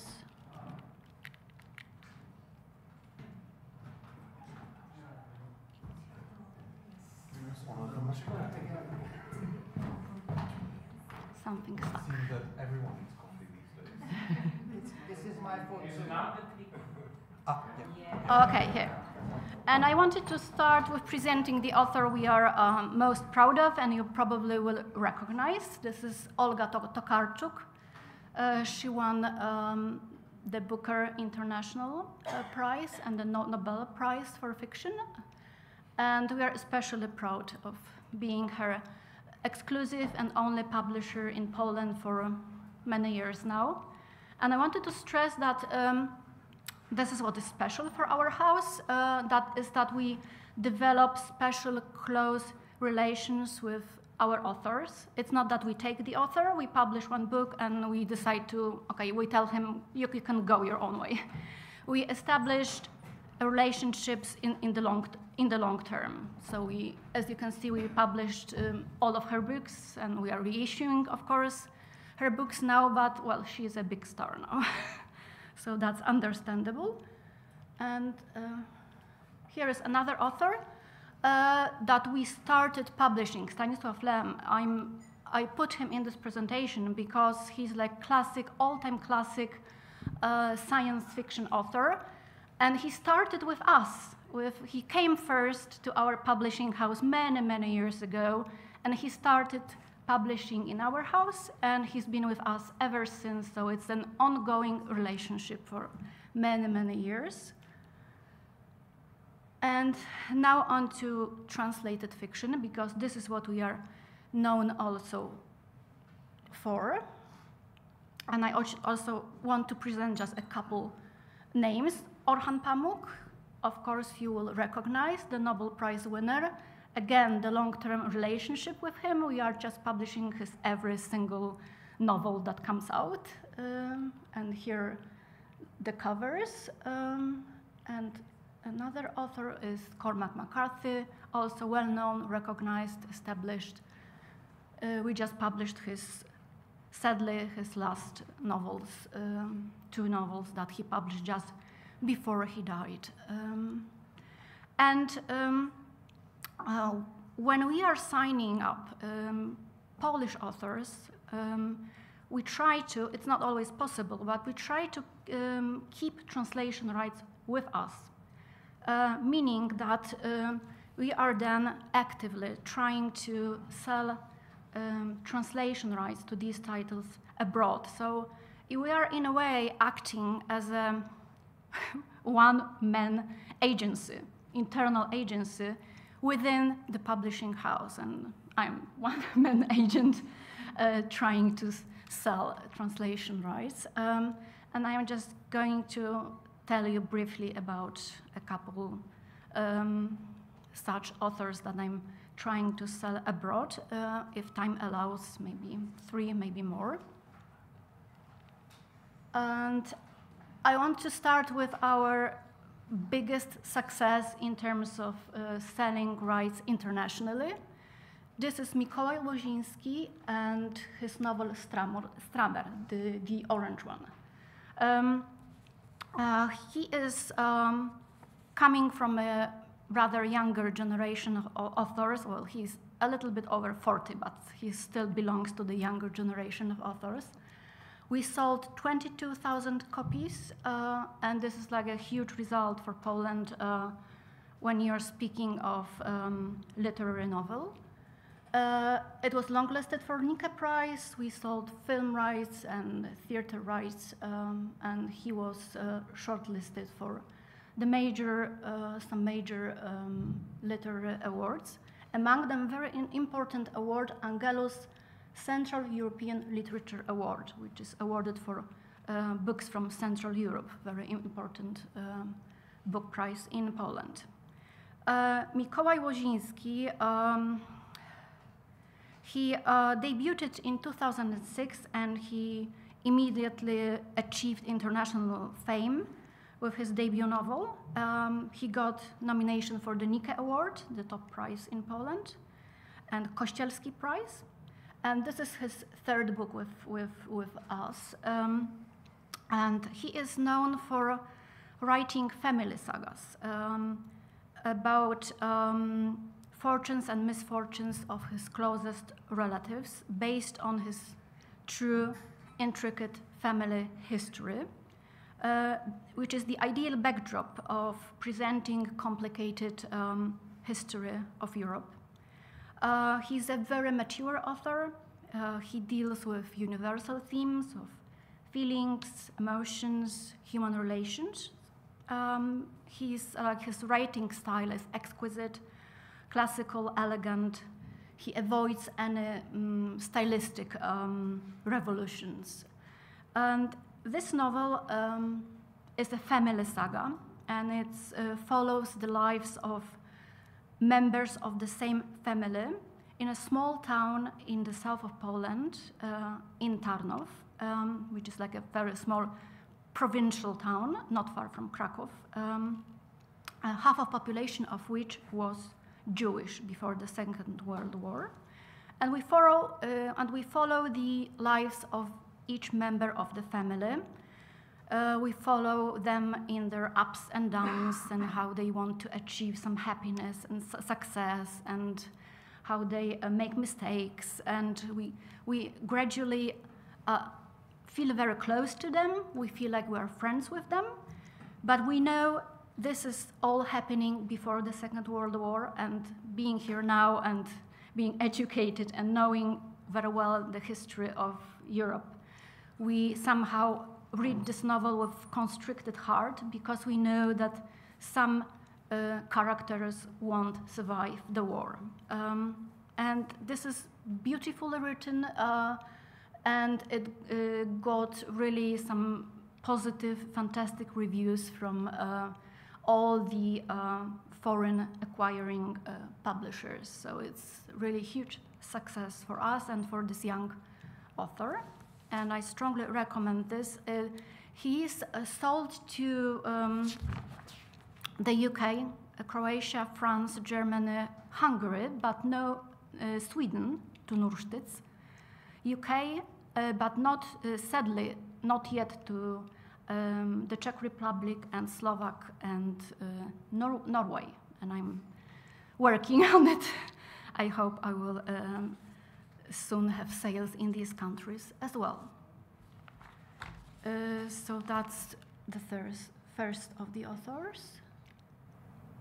the second one, coming from a much younger generation, Anna Cieplak. This is the third novel that she has written, the one on the left, and the title is Fade Away in Polish. Rozpływaj się, Fade Away. She is very young, but she's quite prominent in her generation. Her previous novels has already earned her place on the shortlist for some top literary prizes in Poland. And with her last novel that she has with us, she was on the shortlist for the top literary Polish prize, the Nika Prize. The novel is the so-called generational novel, and it's very interesting, might be very interesting from the point of view of Eastern European publishers present here, because I think it's the first, she's the first author that is dealing with and writing a novel about it, dealing with social consequences of Poland joining the EU. I don't know if you have had the same experience, but this is the experience of Poland. So she deals with social consequences of Poland joining the EU and the economic crisis and its aftermath. And the protagonists are 4 15-year-old friends that at the beginning of the 2007 or 6 are being literally abandoned by their parents, who left for Europe to seek better jobs and to earn some money. And they are left in Poland to fend for themselves and to take care of themselves. And it leaves, it makes like very serious consequences in the later life. And fast forward 20 years, and we meet them again. And they have to look at themselves, they have to look at their choices and their failures, successes, and they have to take the responsibility of one of their loved ones. And we are observing if they are going to stand this test. Why this book is important and why I'm presenting it, that often publishers are asking me, okay, show us the book that shows like the true, what Poland truly is. Show us like the true face of Poland. And I think this is the one, because she is brutally honest. She writes with, this is like true picture of Poland, written in an authentic language, pulsing with real emotions. There is no allusions to politics whatsoever, no references to any ideologies, just pure Poland in a nutshell. And I think that is why it's worth presenting here. So that was Anna Cieplak. And now is, or should be,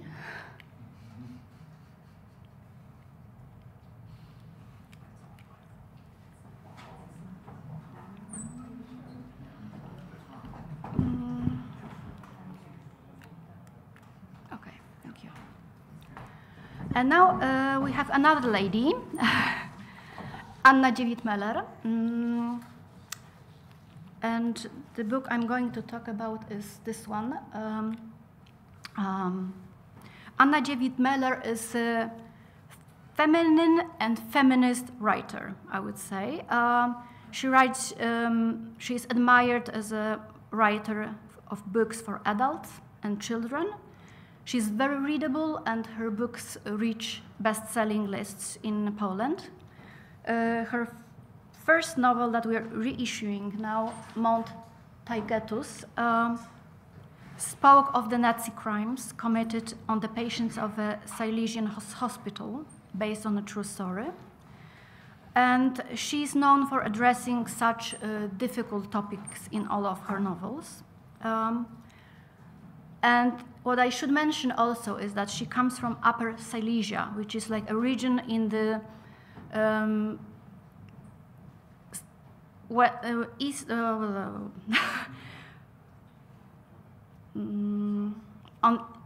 in the south of Poland, on the western South Poland. This is a special region, and the people of Upper Silesia and Silesia are fighting for their independence right now. So she's very prominent, vocal, always speaks very. So they usually have nothing to say for themselves, and they each experience some trauma and tragedy that is passed on from generation to generation. And the youngest girl from the family is trying to break through this vicious cycle and uncover the mystery that lies in the family. I think I don't have time to speak of more titles, but I will gladly answer some questions. Thank you very much. Sorry to be sure. For the time. Thank you very much. So, do you have a catalog, or is there a web presentation, or what is the best way of finding about further titles? There is like a special section on our webpage devoted to foreign rights, and you can download the catalog and you can find all the information. You can browse this section and you can jump on each title and each author, and more information opens. And you are the person to contact, yes, because you are the one-man agency. Okay, right. Wonderful. And do you also work with translators into? Absolutely. At the moment, I think that translators are like core to selling rights abroad, because I call them the ambassadors of Polish literature abroad, because they have very wide contacts with foreign publishers, and they can help us. They know exactly who to contact, who should be the best publisher abroad. So I very much rely on them. Okay, wonderful. So the best way forward for any interested parties is to get in touch with you, and you would allow them to access your network of translators and all the other support. Okay, wonderful. Thank you very much, Joanna. Thank you very much. Thank you very much. Great. Before we get recaffeinated, we have one more presentation, and from Katalin Vaš, from the publishing house NORLA. Katalin, you have a PowerPoint as well. So hopefully, let's hope that it will work fine.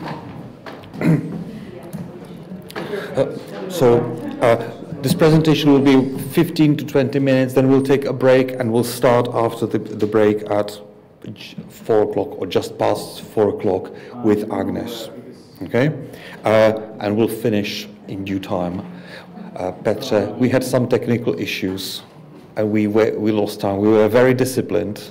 Sorry, boss. Sorry, boss.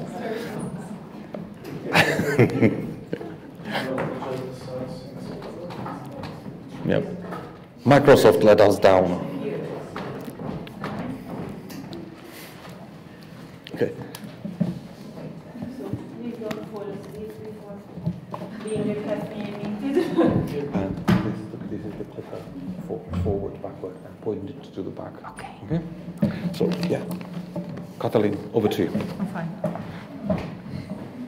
So hello everybody. I hope to refresh you a little bit.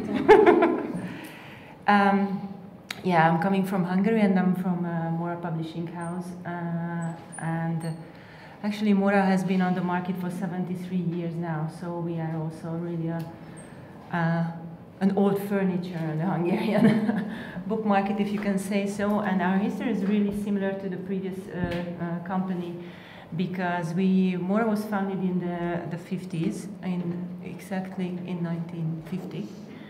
And at that time, also in Hungary, the situation was really similar to the other countries, like all around us.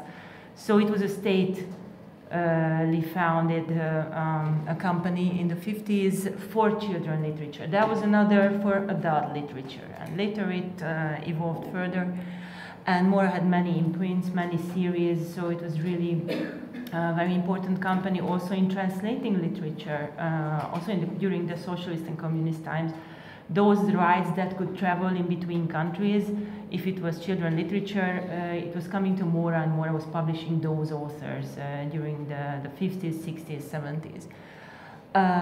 It was state-owned until 1990, and then it was a new start in the 90s.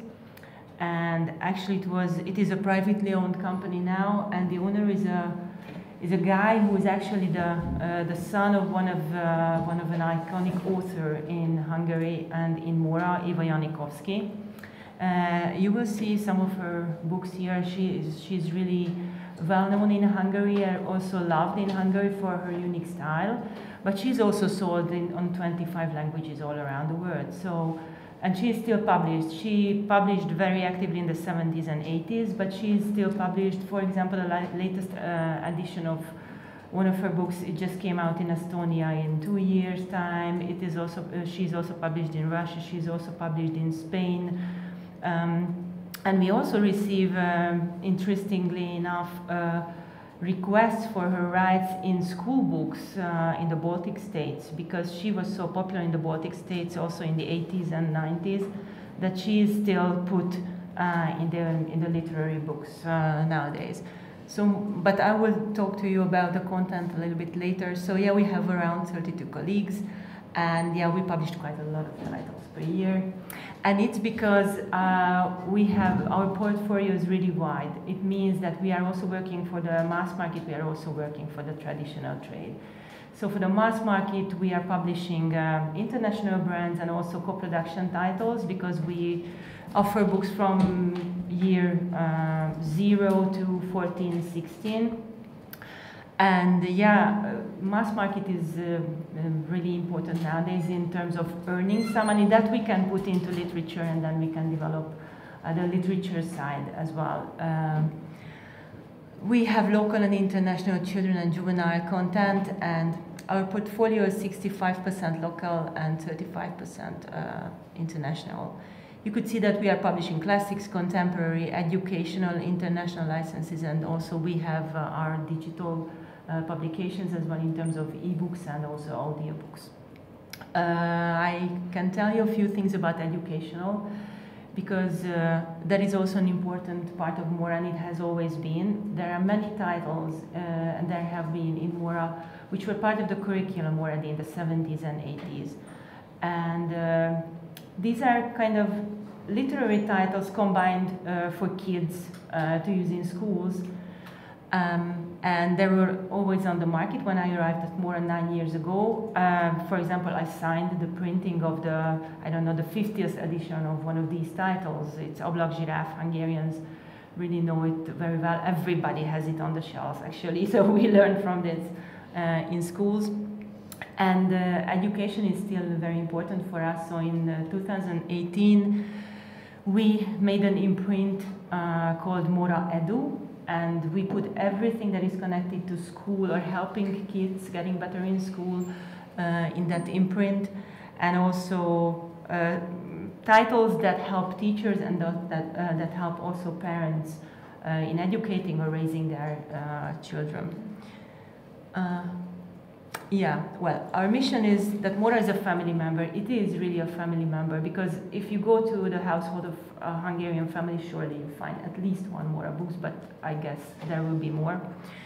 We are really proud of this, that we have been on the market for so long, and we are handling very important classics on the Hungarian market. You received from Daniel that small leaflet, the white one, and on the back side you could see the name of authors. Well, some children authors that we are representing are there as well. I mean, who are with Mora are there as well. But we also represent international bestsellers. Like we also have Ende, Michael Ende, 3 of his books we are publishing at the moment. The top 3 books we are publishing at the moment.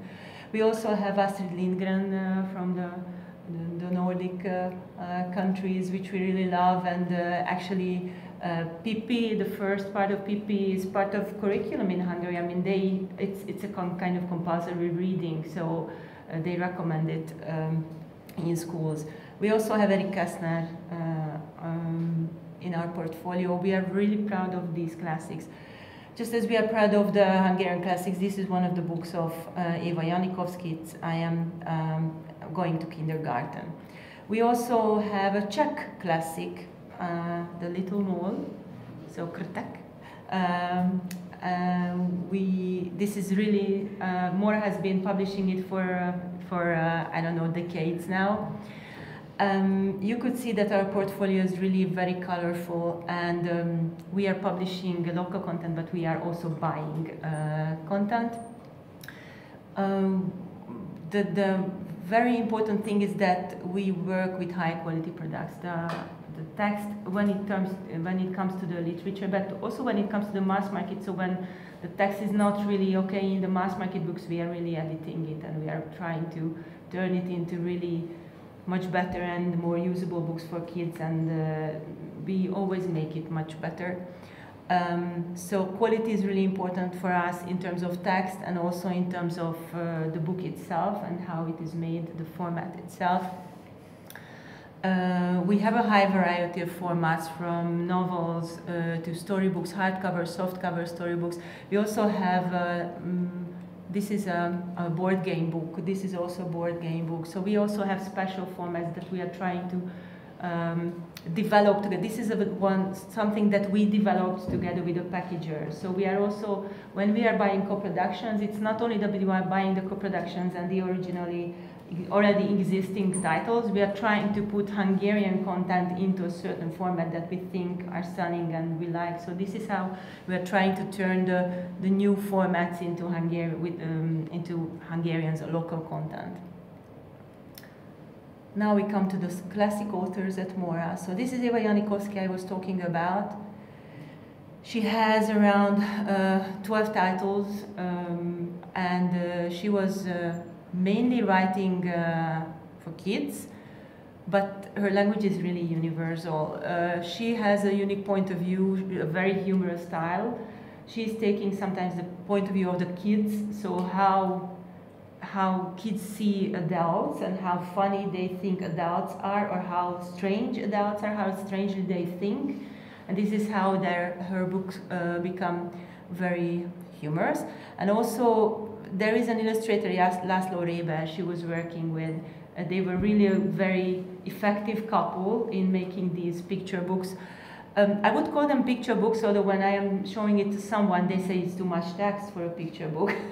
Sometimes I show it to someone that it's a storybook. They say, oh, it's not enough text for a storybook. So it's somewhere in between. We also publish her books in Hungarian, not only in Hungarian, but in French, also in English and in German. So whoever is interested, I can send really reading copies of that. Paul Street Boys is something that we don't represent, but we are very proud of. This is a very classic, and it's also sold on quite a lot of languages, over 20 languages all around the world. Another classic in Mora's portfolio is István Fekete, who was really very well understand nature and animals, and the most important of his work is Vok. It's important to understand about Mora that we are also buying rights. So I am also here because I'm so interested in your portfolio as well. And in selling rights, that is just coming natural to Mora. So it's not something that we wanted to do, but as we have some classic titles in our portfolio that are important literary pieces, we just received requests. And we started to receive requests, and we don't have a certain department either. Selling rights, it's me. And you know, I'm head of publishing within the company, so these things couldn't happen without my colleagues and without the editorial department and without the production department. So we all are very much into quality books.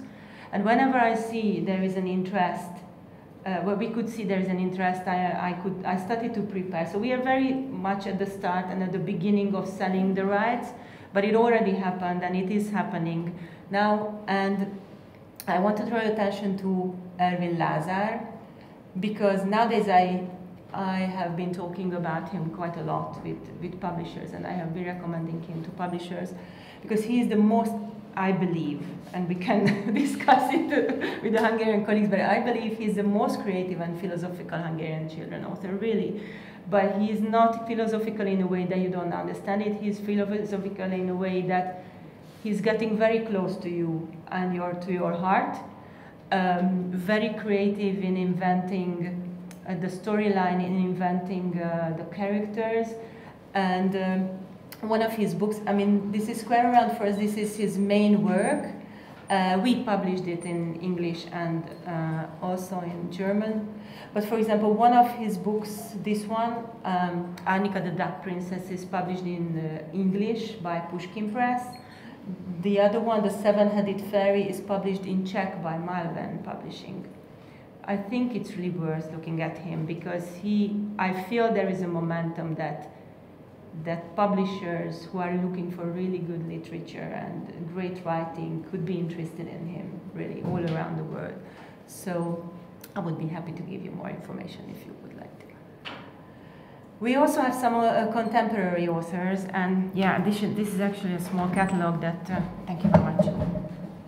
It's not divided the way I am dividing the presentation, so classic and contemporary. It's divided by age, so it's a small snapshot of what we are doing, but some of the books and the authors I mentioned here are also included in the catalog.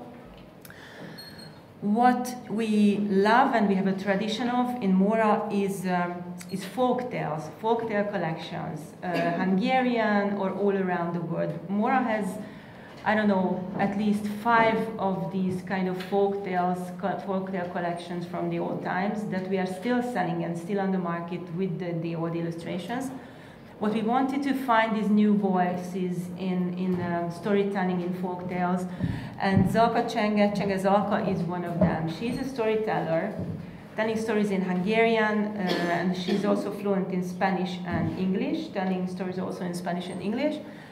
And she is just a genius. I mean, wherever we are talking to her, she knows at least 2 folk tales from, I don't know, one of the corner of the earth that she knows this is matching this story or something. So she's really great, and we published already not 5 but 6 of her collections, out of which this is a kind of trilogy, but you can really separate it as well.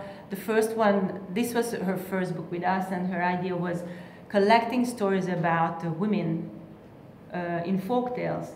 So it shouldn't be only men and boys who are winning over, I don't know, enemies or problems. It could be women, and this is really, it received, it was a book of the year a few years ago. Another collection of hers is this one, which is about unconventional families.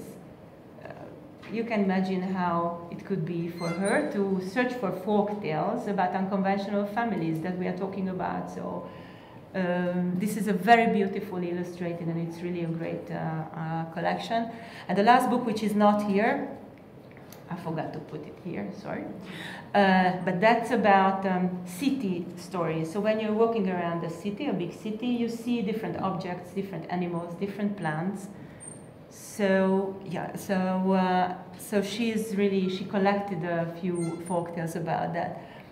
This one is a bestseller series for us. It's a very simple board books, but it's working really very well. And I would like to also draw your attention to Peter Doka, who was actually our colleague for 18 years. He just retired himself now to be an author now, because he's been an editor for 18 years, but he's also an author, and the two together is extremely difficult. So we are so happy that now he will have time to write books as well, because his writings are really, really great. I can also send you material about that. So basically this is about Mora. We received quite a lot of awards. Our books received quite a lot of awards. It's really difficult to talk about so many books that we are publishing, but I hope I could give you some snapshot of who we are, and then by knowing each other better, maybe we can recommend each other better the titles that could match the company. So yeah, this is me. Okay. And I don't have a picture, but I'm here. Okay, thank you very much. So the catalog is around. And I have my cards.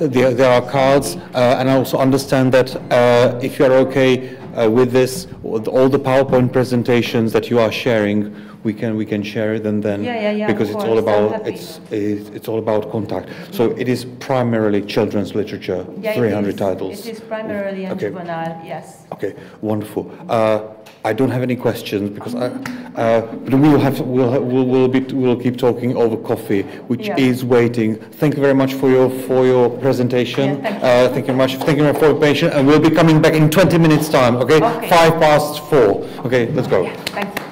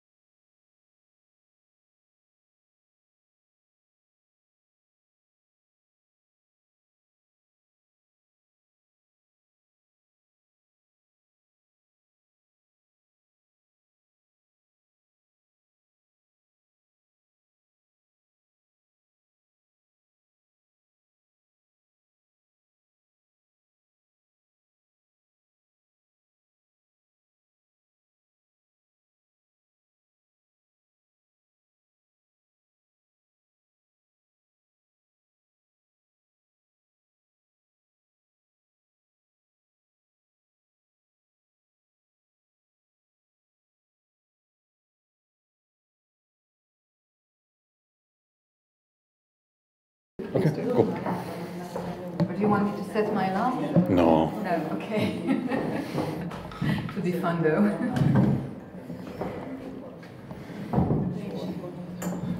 So what do I do with this? So this is the arrow forward. Yeah, and this is arrow backward. This, no? This is the arrow backward. That's No, rubbish. no, this is the pointer. This is the pointer, and this is the arrow. Pointer, no. This one. Okay. Okay. Okay, ready to start? Yes, I'll try to. Okay. Okay, shall we wait or shall we start? Yeah. Okay. Okay. I will do. Finally. Cheers. Be patient. Be patient. If there are any stray publishers around.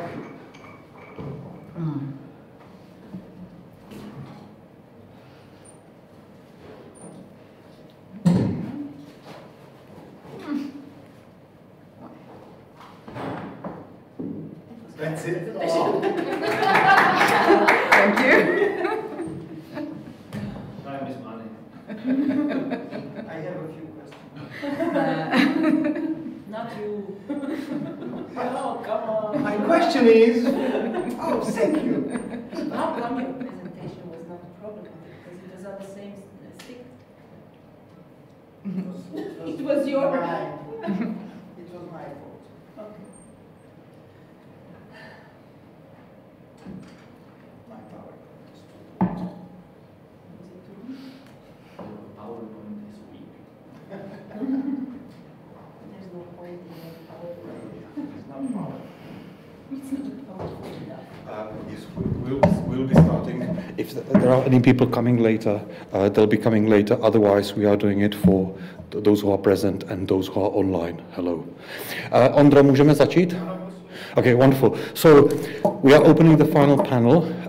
I know that energies are going low now because we've been doing books and talking about books for 1.5 days now. Agnes Arzoy, am I saying it right? Yes. Okay, from Macbeth will be presenting the publishing house for the next 15 minutes or so. Okay, over to you. So here you see a case of virtue made of necessity. When we started in the international scene, it turned out that having this last letter, was not very easy to pronounce for non-Hungarian people.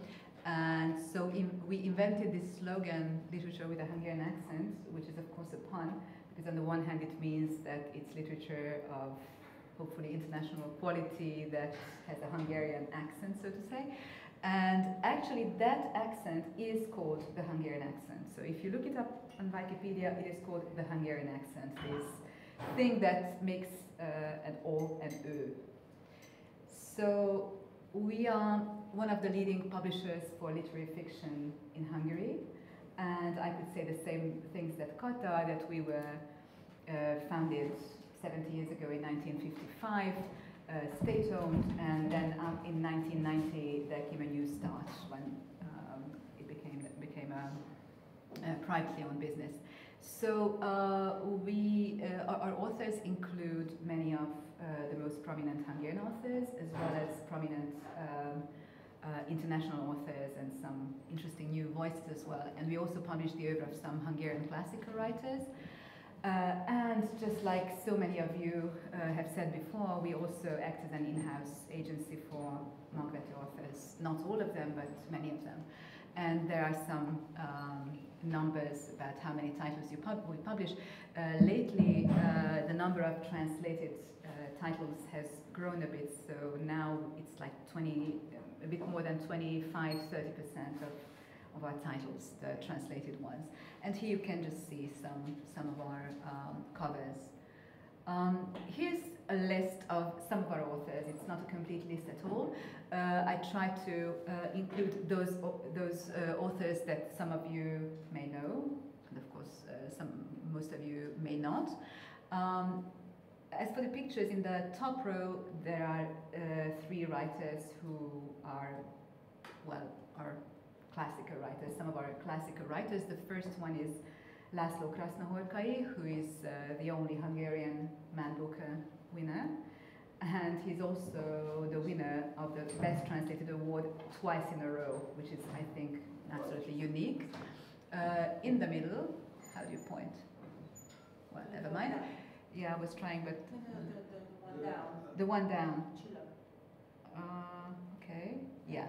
So that's Péter Eszterházy, who died a few years ago, and he was really an international star, mainly in Germany and in Central Europe. And the one here, he's thankfully alive. He's 88 years old. He's called Ádám Bodor, and he's really a living classic. His output is really scant. He wrote very little, but it's really the highest quality literature. It's absolutely amazing. I'll talk about him a bit later. And in the lower row, you can see some of our most popular writers of the mid-generation. The first is Kristina Tóth. I'll talk about her later. She's really having an international moment now. Then Edina Svoren and Christian Greccio, who is a very, very popular writer. Anything he writes, we sell in 40,000 copies immediately. And he's not yet translated. A few words about some of our series. Besides literary fiction, we have a series of autobiographies, memoirs, diaries of mostly Hungarian figures. It's called Facts and Witnesses. We publish the oeuvre of some classical 20th century poets. And this is a series we really love. It's called Time Capsule, and it's a series of poetry, contemporary poetry. We used to publish some international poetry, but now it's only Hungarian poetry. And it's a very nice series. It's a very cheap edition, small. You can put it in your pocket, but it's with a nice design. And this is our other cheap series. It's the Magvető Pocket Library. It's classical literature, and it's really very small but very nice edition.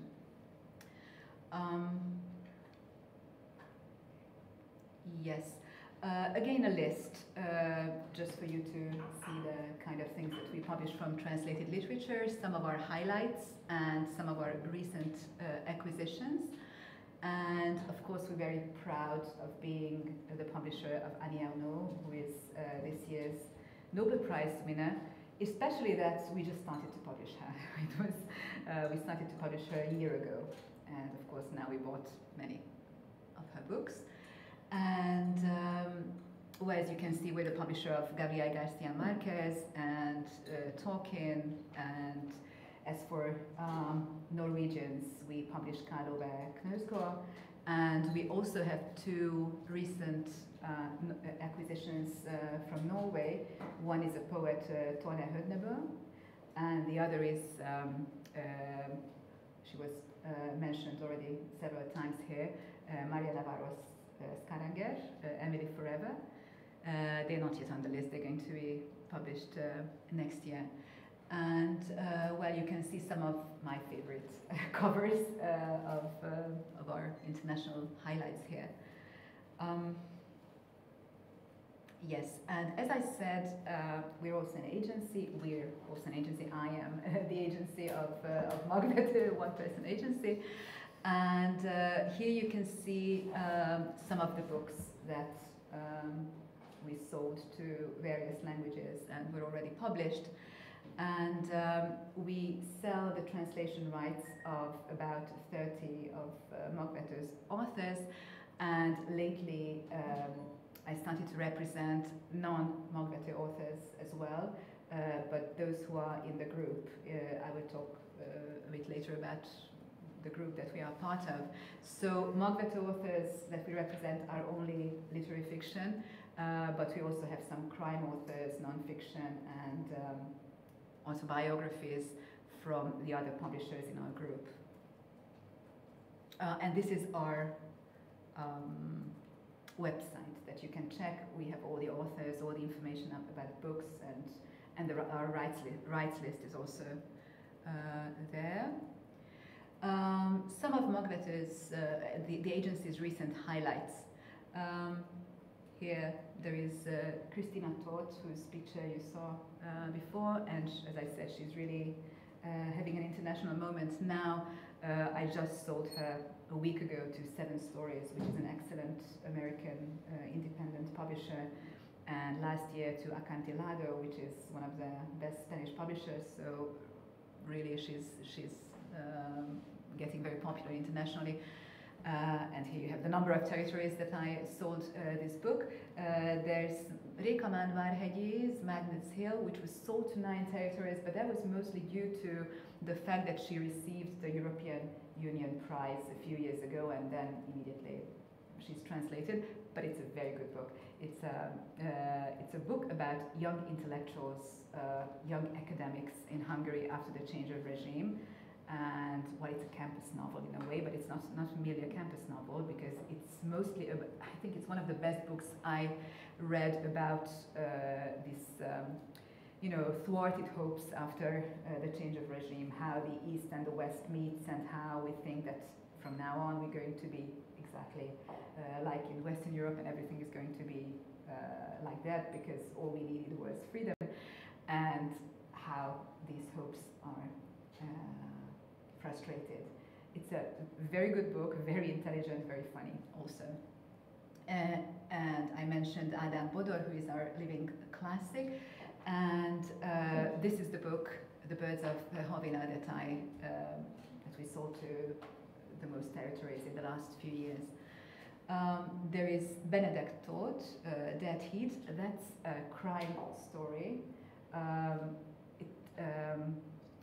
It takes place in Budapest among rich kids, new rich kids who commit a murder. It's quite brutal for me.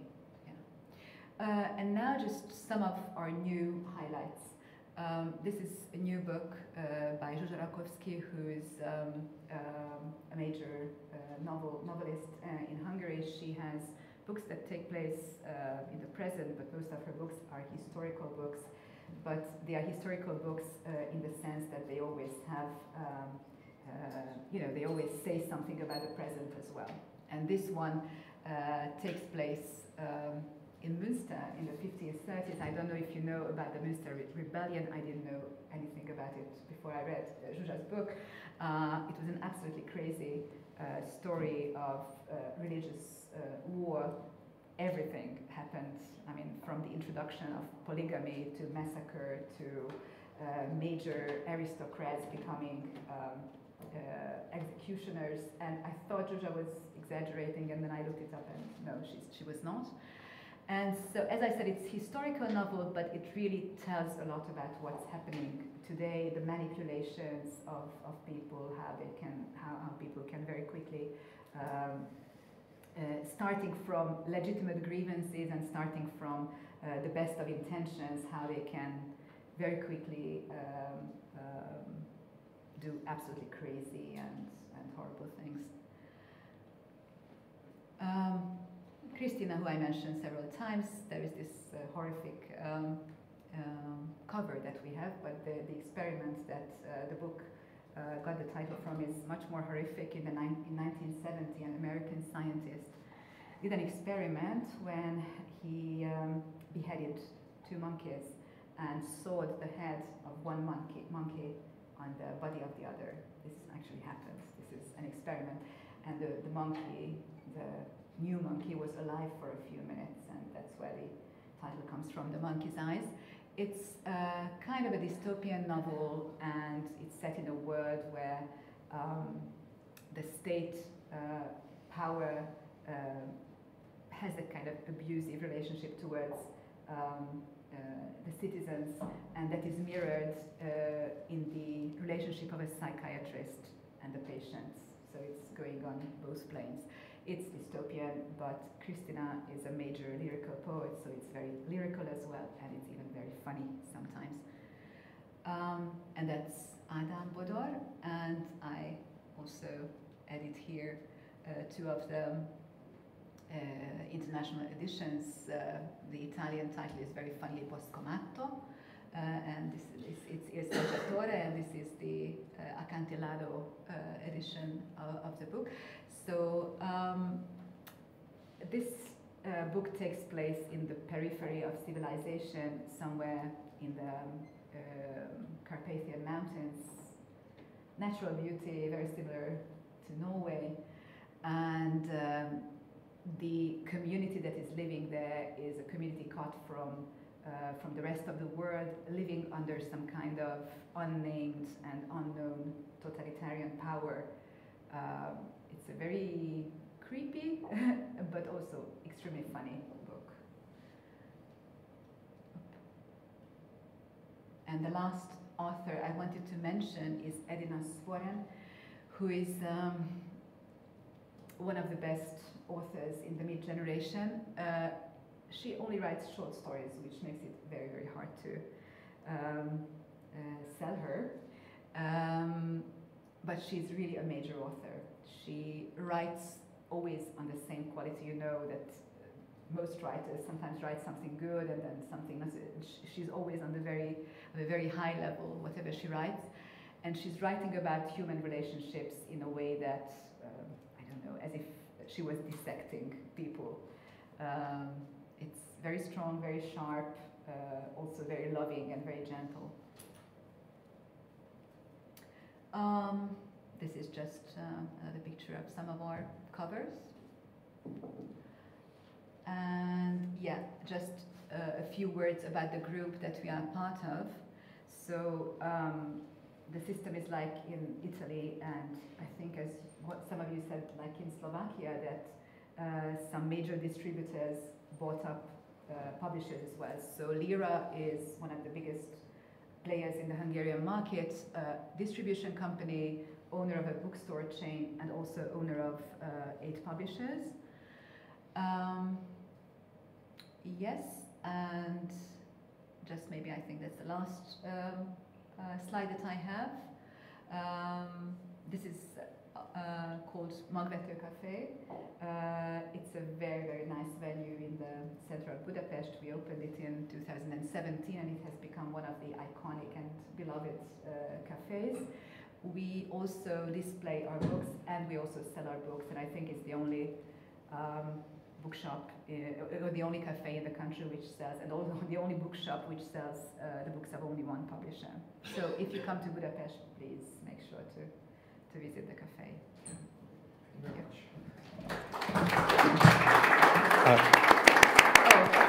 Thank you very much, Agnes. I want to give this. I made this for last Frankfurt Book Fair, and it's a mini reader of 8 of our authors, and it's something that you can really read. So I try to find stories and excerpts from novels that are interesting or nice to read in themselves. So I have 3 copies, and please. We can place it on the table over yes. there on the top, and yes. if anyone is interested, you can our browse right through list. it. I will also put it on. Okay, on the amazing. table. So thank you very much, Agnes. So are you the person to contact when Yes, it comes to authors? So you presented a few of the authors, but clearly with the output of Magvető, we are talking about tens or hundreds. So you also have a kind of a catalog. Yes. Okay. Yes. Do you also offer excerpts in other languages? Yes. We have excerpts of most of our authors in English, and of course for those authors that we have already sold, we often have the whole book. Okay, so what do you also work with, or how do you work with translators from Hungarian to another language? Do you, or do you? We do in a few territories, mainly in the big territories like English and French and Germany. Yes, we do. It's the same as whoever, Kata, you said no. I think somewhat no. You said Joanna said that it's really the same thing, that they are the ambassadors, and sometimes they are the ones who actually go to the publisher and act as agents for our authors. Okay, this is wonderful, because what we have heard, some publishers do listen to translators, some publishers don't listen to translators very much. And in some countries, they tend to, like in France, we work with translators very, very well, and in Spain also, but in the UK, for example, in the States, it's quite impossible. So you've mentioned a number of kind of strategies or tricks of crossing the boundary from Hungary elsewhere by giving the samples and presenting them. What else would you say you do as a publishing house, a major publishing house, to make or appeal or interest other countries in your the Hungarian literature? I go to book fairs. So I always go to Frankfurt and London, plus wherever I'm invited, and I take part in fellowships, which are really, I don't know if all of you are familiar with fellowships, but that's really the best thing. I think it's better than going to book fairs and having these half-hour meetings, which is of course wonderful, but then you have hundreds of meetings. But if you go to a fellowship and you have all the 15 fellows that you spend a week with, then you really understand each other's tastes. And it really happened several times that I was in a fellowship, for example, in Belgium, and I met a German publisher, and we talked a lot. And then I went home, and then I realized, oh, he will like this author, and I sent him, and he published. That was, for example, The Birds of Verhovina in German. That's how it happened. I told him, look, you will like Adam, and I said 2 sentences. I said, yes, I will like Adam. So lots of contacts, lots of personal contacts. That's what I mostly do. Okay. Have you published in Hungarian a lot? Sorry, have you published in Norwegian a lot? 3 authors, the ones that I said. Well, we published a lot because we published Karlovek Nőzgor, which means we published 20,000 pages already from Norwegian. Yeah. Okay, lovely. Okay, thank you very much. Thank you very much, Agnes.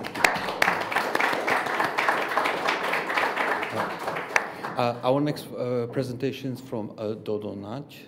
Is Dodonať? Yeah. From Slovak Literary Center. Okay. Dado? Tam je chyba. Já se moc omlouvám. Okay. Dado. A vy máte. Jasne. Kratučka. No. To je, akože Jozefa volajú väčšinou Dodo, takže... Dobře. A vy to máte těch 20 minut zhruba? 15. To bude kratučké. Dobře. Takže once the presentation goes up, we'll go as well.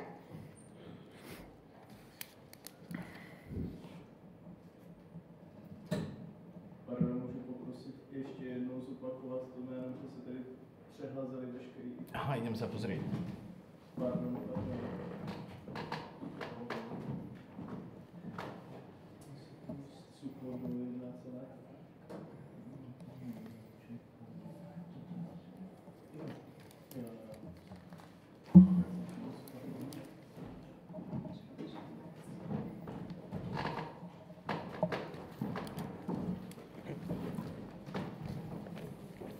Počkejme, až to přepne, až to naskočí.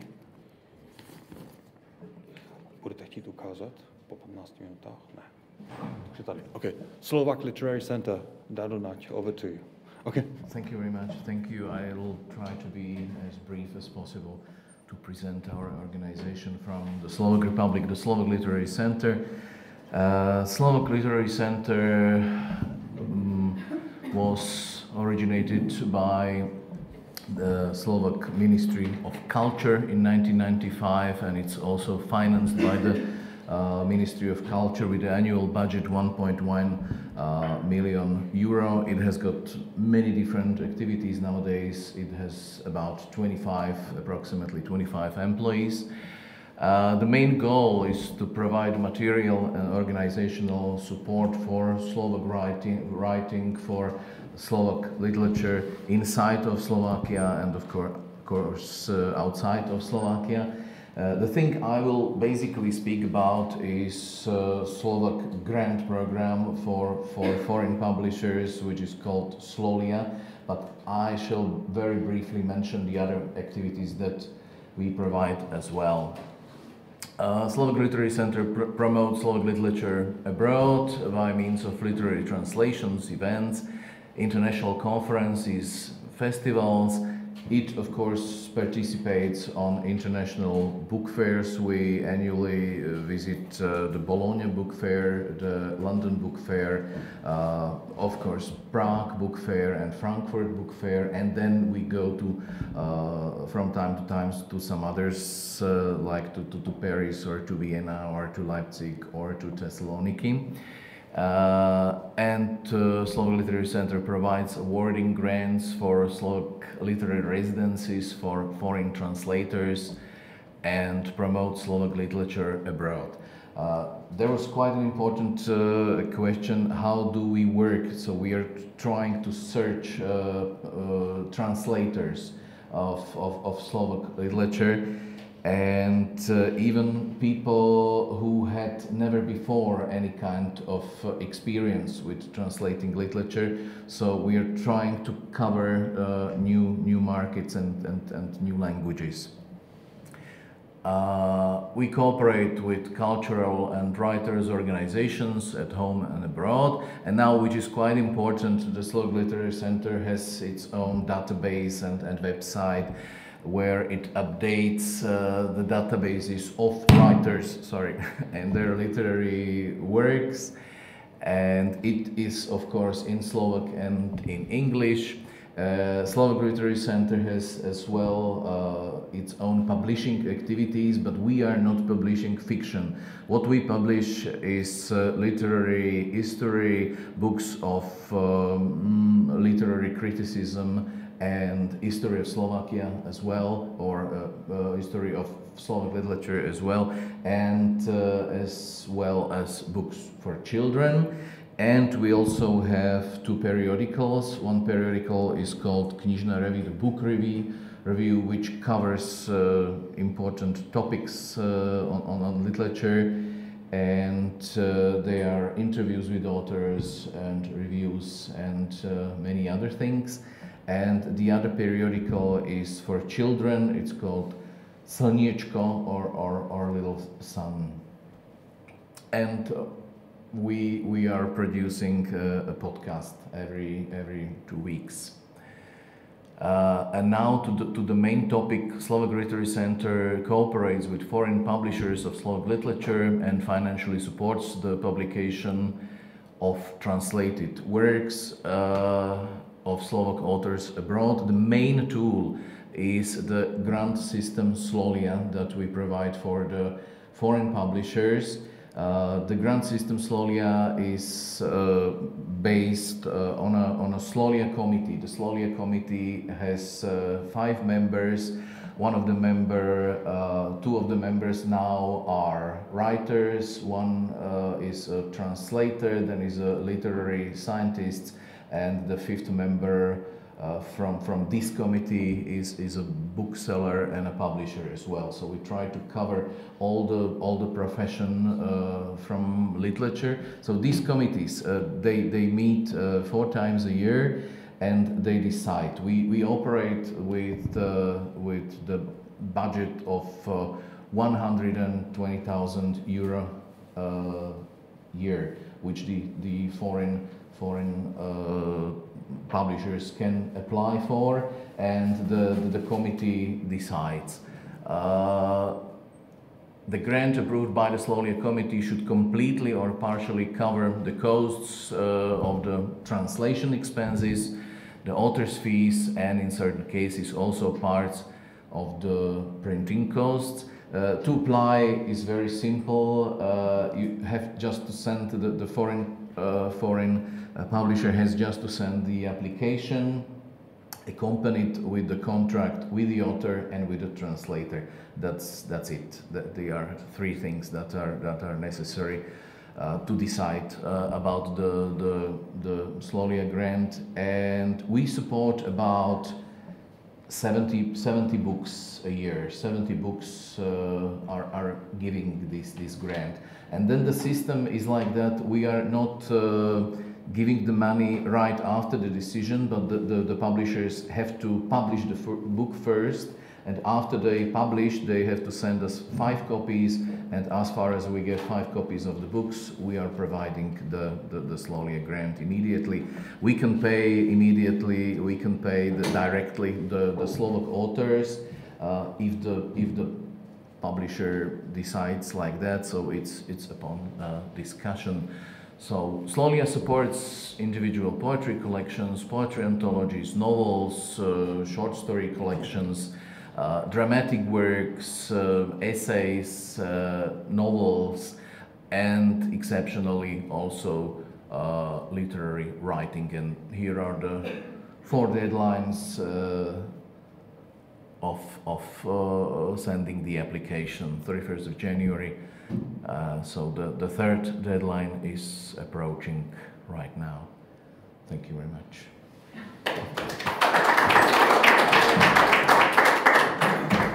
Thank you very much, Zada, for the very efficient and brief presentation. Not to waste any of your time. So yeah, Lidcentrum SK. Yes. SK is the contact, and the website is of course in English. And the website is in Slovak and in English. When also people write to Slolia at lidcentrum.sk, does it go to you, or does it go to you?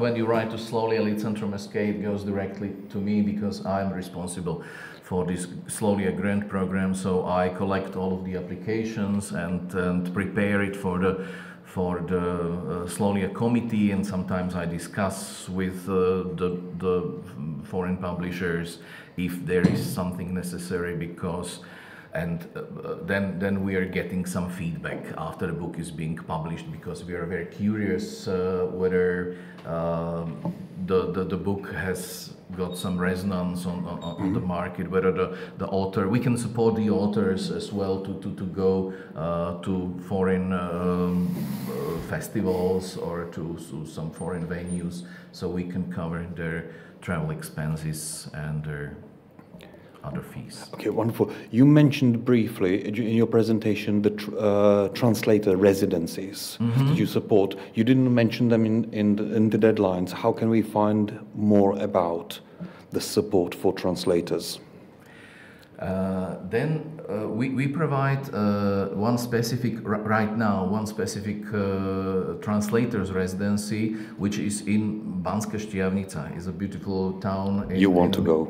Yeah, in middle part of Slovakia.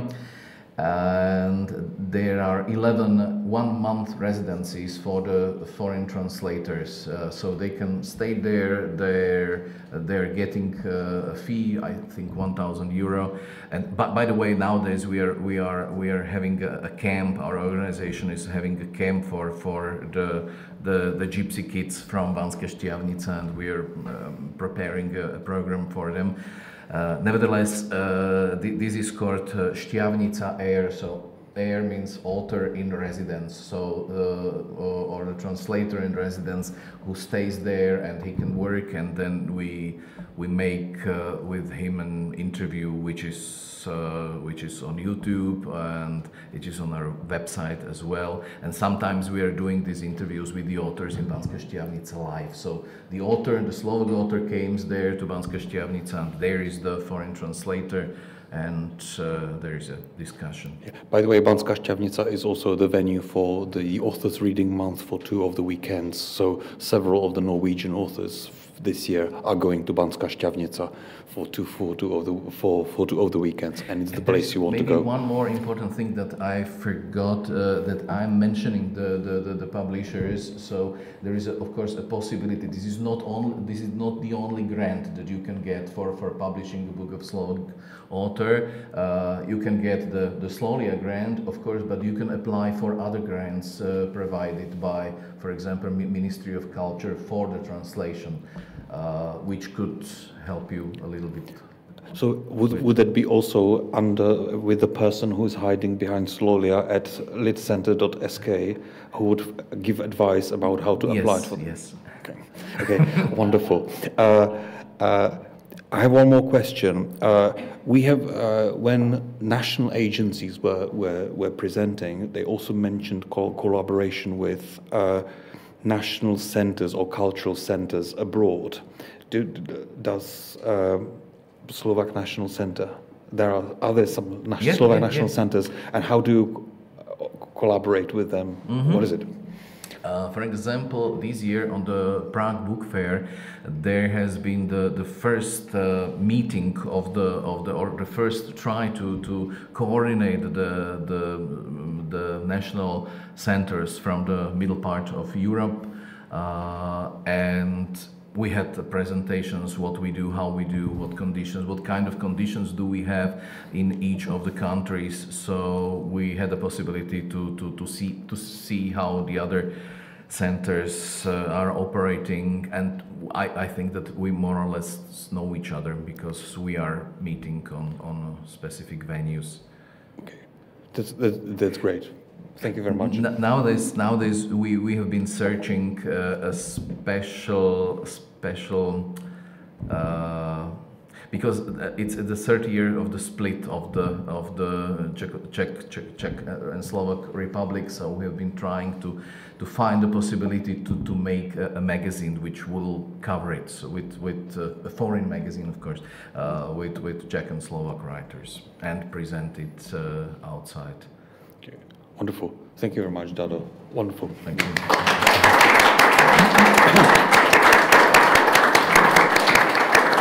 Okay. The next presentation will be from the publishing house Protimluv, and Jiří Macháček is coming over. Jiří, do you have a PowerPoint, do you? Yes. Ty máš PowerPoint, že? Jo, už je tam, dobrý, výborně. I'll be staying here with Jiří. Jiří said that he will speak in English, but I'll be the kind of backup support animal. Yeah. Yeah. Hello. I hope that you have a good time here, and because we spend a lot of time here, and my colleague, which speaks a little better than me, couldn't come to here. So I'm sorry for my coal miners English, because I'm from the city, from Ostrava, and that's originally it was an industrial city with very big empty factories. Okay, so I start my presentation. Protimluv Publishing House, it's not only publishing house, we are organized also international, sorry. I'm trying to do my best here. Okay. Yeah. We are organized also International Literary Festival of Visegrad country, but sometimes we have a special guest, for example, from Bosnia, Slovenia, Germany, Austria. This festival just only one time a year, and also we regularly organize event with authors from other publishing house, also with musicians, performers, because I'm also musician. I'm playing on violin, so we are cooperate sometimes with Gypsy, for example. But activity of Protimluv Publishing House includes foremost the publishing of the books on prose and poetry, and also a quarterly magazine, Protimluv. On the first page, you could see the titles of magazine Protimluv. The first issue of the magazine, it was came out of the printer, fell on February 22nd, 2002. But we published the book late. The name Protimluv, it means contradiction or also poetic figure oxymoron. And for us it's very important the second half of this meaning, the poetic figure oxymoron, because we mostly published poetry. It's a good business.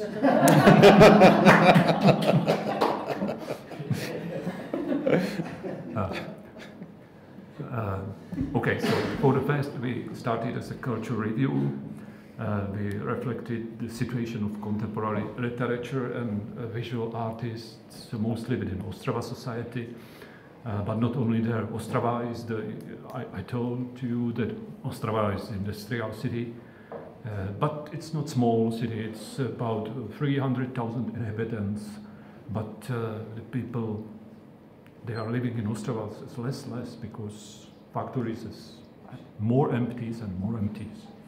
Okay, so we can continue.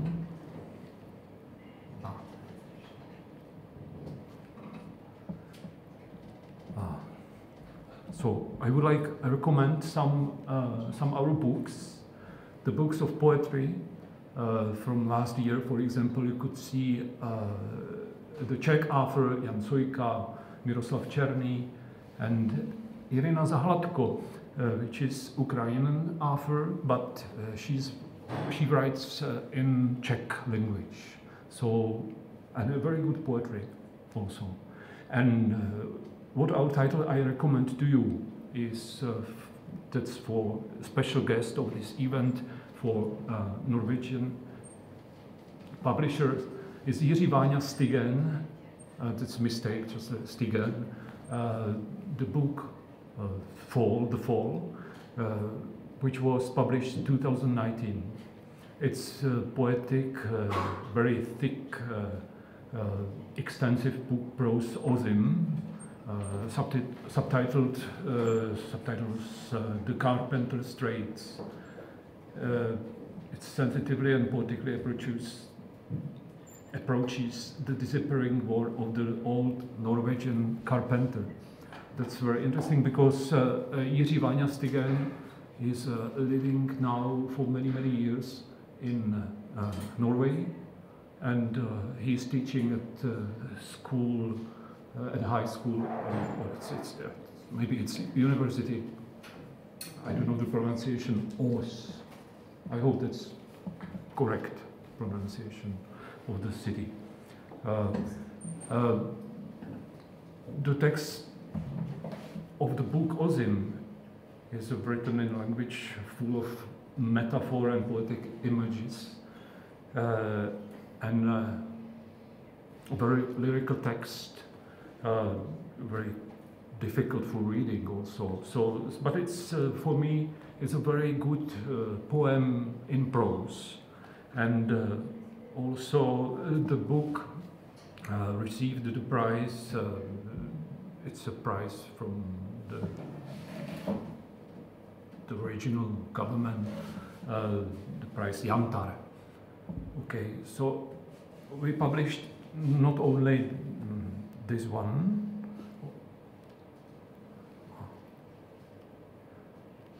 We also published the book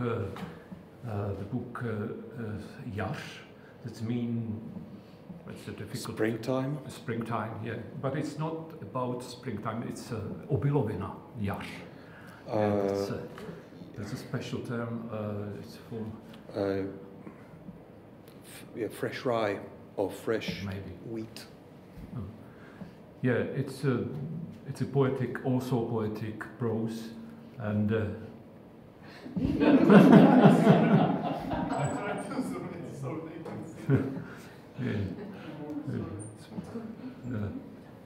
it's a prose with a subtitle Metaflora. It's like a thinking about reality beyond nature itself. It's also the story from Norway, from the north oak forest also, because Jiří Váňa Stigen studied agriculture school, but after agriculture school he studied Nordic studies and Bohemian studies at the Faculty of Arts of Masaryk University in Brno. But his big aim is also the plants, and the story is about plants, about like insemination with plants of the world. World very more concrete, more like more industries and more ways for cars. So he's writing against this war.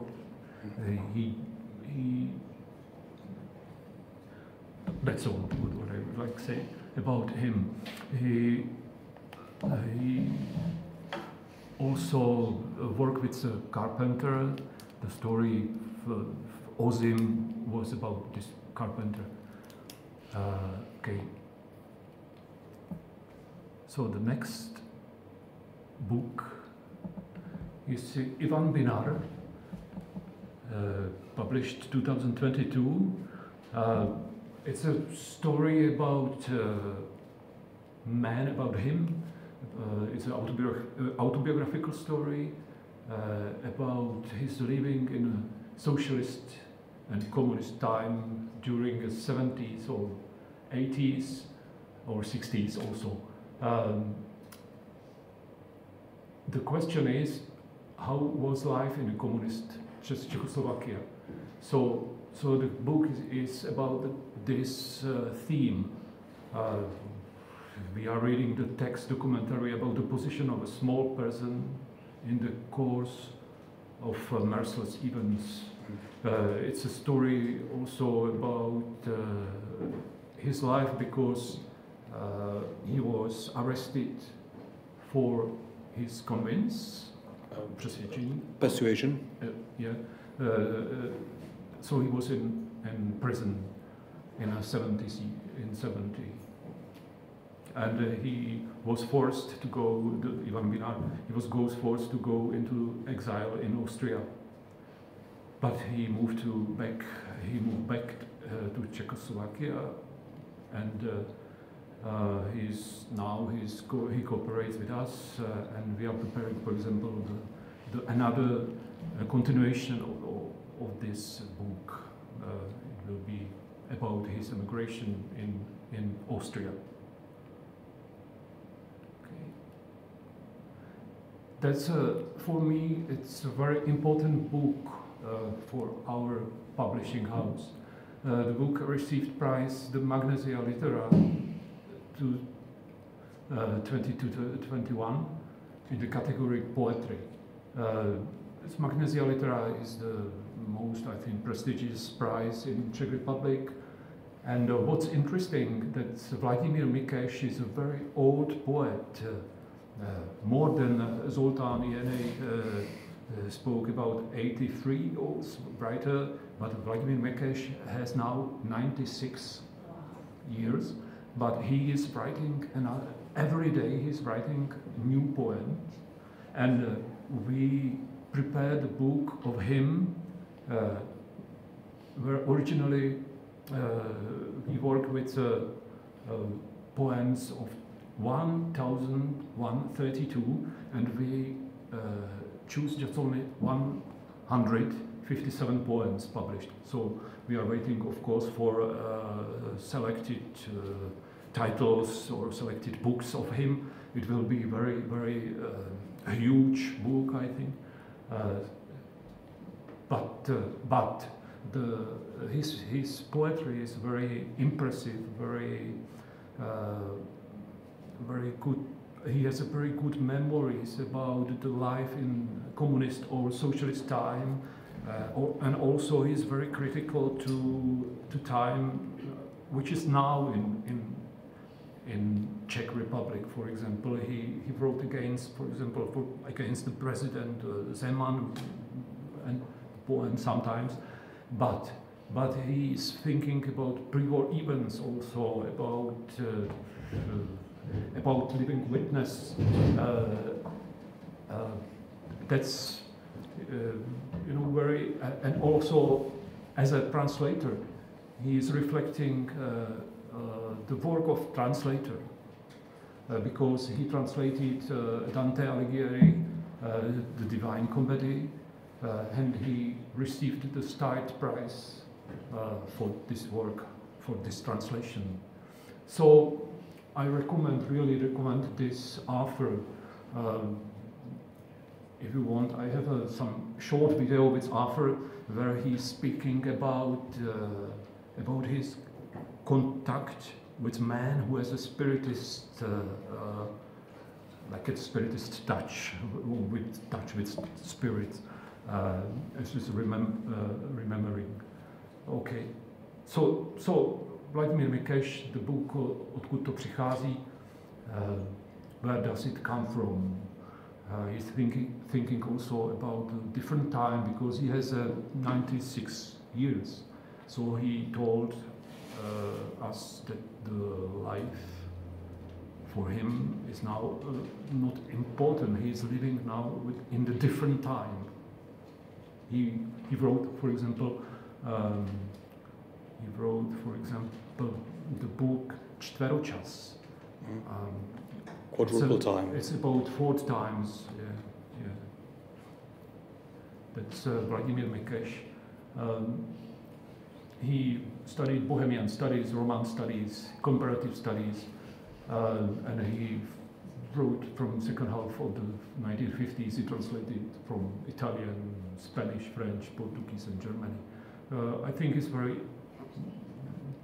interesting literature person now, and he still is living.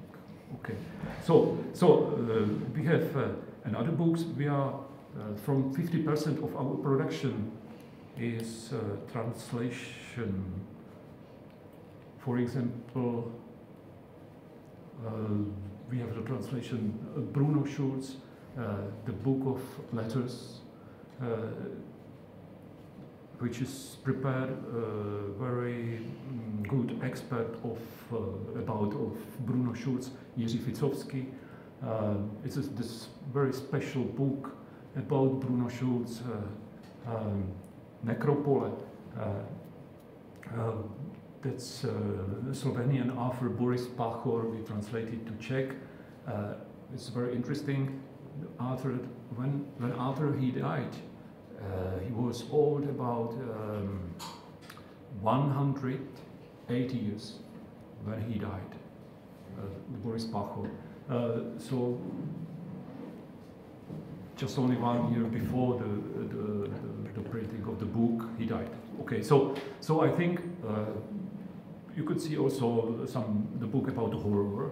That's little commercial things what we are doing in our publishing house, Phantasmagoriana, the book which created Frankenstein, for example, or study about horror. We are cooperating with this expert about horror, Martin Jeroušek. So that's all what I would like to say about our publishing house. Sorry for my English. I hope that you understood. Yeah, perfect. Thank you. Thank you very much, Jiří. I have a few questions. So, you mentioned that you focus primarily on poetry. Is that the mission of Protimluv, of your publishing house? Yeah, I think so, because I also write poetry, and for me it's very, very interesting things. I like more read poetry because it's maybe shorter than prose, you know, and you can be more with the contact with the text, with the word. But Ivan Binar is a prose writer in the first place. Yes. But you know, is closely connected with Ostrava. But he's living in Prague, but he's very, very closely connected with Ostrava life. Yeah, because there is a very strong poetry scene in Ostrava. Yes.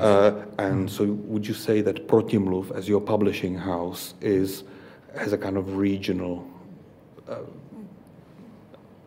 interest in this? We have, of course, we have a regional interest, but also we have a request for good poetry, and the good poetry is everywhere. I mean, in Plzeň or in Prague. Vladimír Mikeš is living in Choceň. It's a small town. in the middle. In the middle of Czech Republic. So we are cooperating. For example, Jan Sojka is an author from Plzeň. It's on the west of Bohemia. So for us, it's very important how it's a quality of the poetry, of poems, or of the writing of poems. Okay, could you speak a little bit about the literary festival? You said that there is always a country, a guest of kind of a guest country. Who is it next year, or how is it every year? How does the literary festival work? The literary festival works just every year, but we invite, for example, author from Hungary, Kristina Tóth, went to do Ostrava, for example, and read in this festival. But also Tibor Noekiš, very interesting Hungarian author, because we published him the book in Czech translation. Also very many Polish authors, because for us, for Protimluv, it's very important cooperation with Polish translators. And we published about 20 translations from Polish to Czech, mostly poetry. Yeah, and it's of course nobody wants to read it, but we hope that somebody sometimes, something will happen. Will be inspired. Okay, wonderful. Just to get an idea, how many books do you publish as a publishing house every year? 10 books a year we are publishing, but also we are publishing a quarterly literature magazine. Yeah. Okay. So, wonderful. On festival. Thank you very much, Jiří. Thank you. Okay. Our next presentation is from the publishing house of Institut Książki, from Karolina Makiewa, and you have a presentation as well. So I give it to you, and in the meantime, I'll give you some brochures with our programs. It will be easier, maybe. If you have any questions about it, just ask. And for a start, I also want to tell you about our catalogs. Each year we publish, in our opinion, the best books in the former year. I don't have a copy of this because it was very popular, and this is my last copy. But you can also take it if you want. This is for children and for adults. Okay, so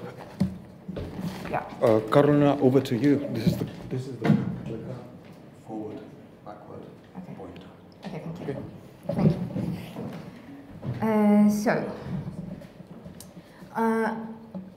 My name is Karolina, as you see, and I'm here in the place of my colleague Jakub. He couldn't be here, but I try to replace him as best I can. So, Polish Book Institute is the institution which is established by the Ministry of Culture, and our main aim is to promote Polish literature through all of the world. We try to do everything to promote Polish culture. We inform, we encourage, we convince translators to translate Polish books. And what we offer is grants for publishers. We also support translators. We assist in purchasing rights to translations, finding translators of Polish literature into other languages. We organize a stand of the book fairs, and I invite you whenever you will be in Frankfurt, Bologna, London, or Taipei. Just come to see us and maybe drink coffee with us. You will find it for sure.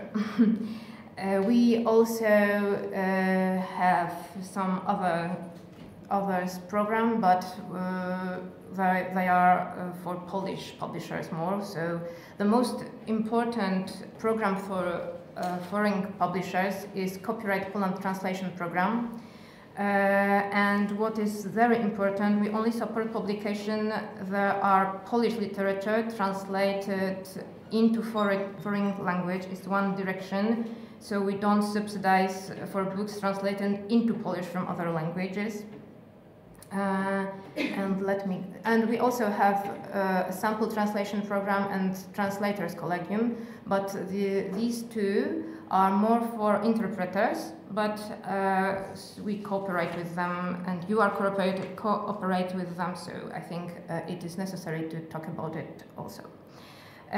So, to the specifics. Copyright Poland translation program is most relevant because it gives the most financial support to publishers.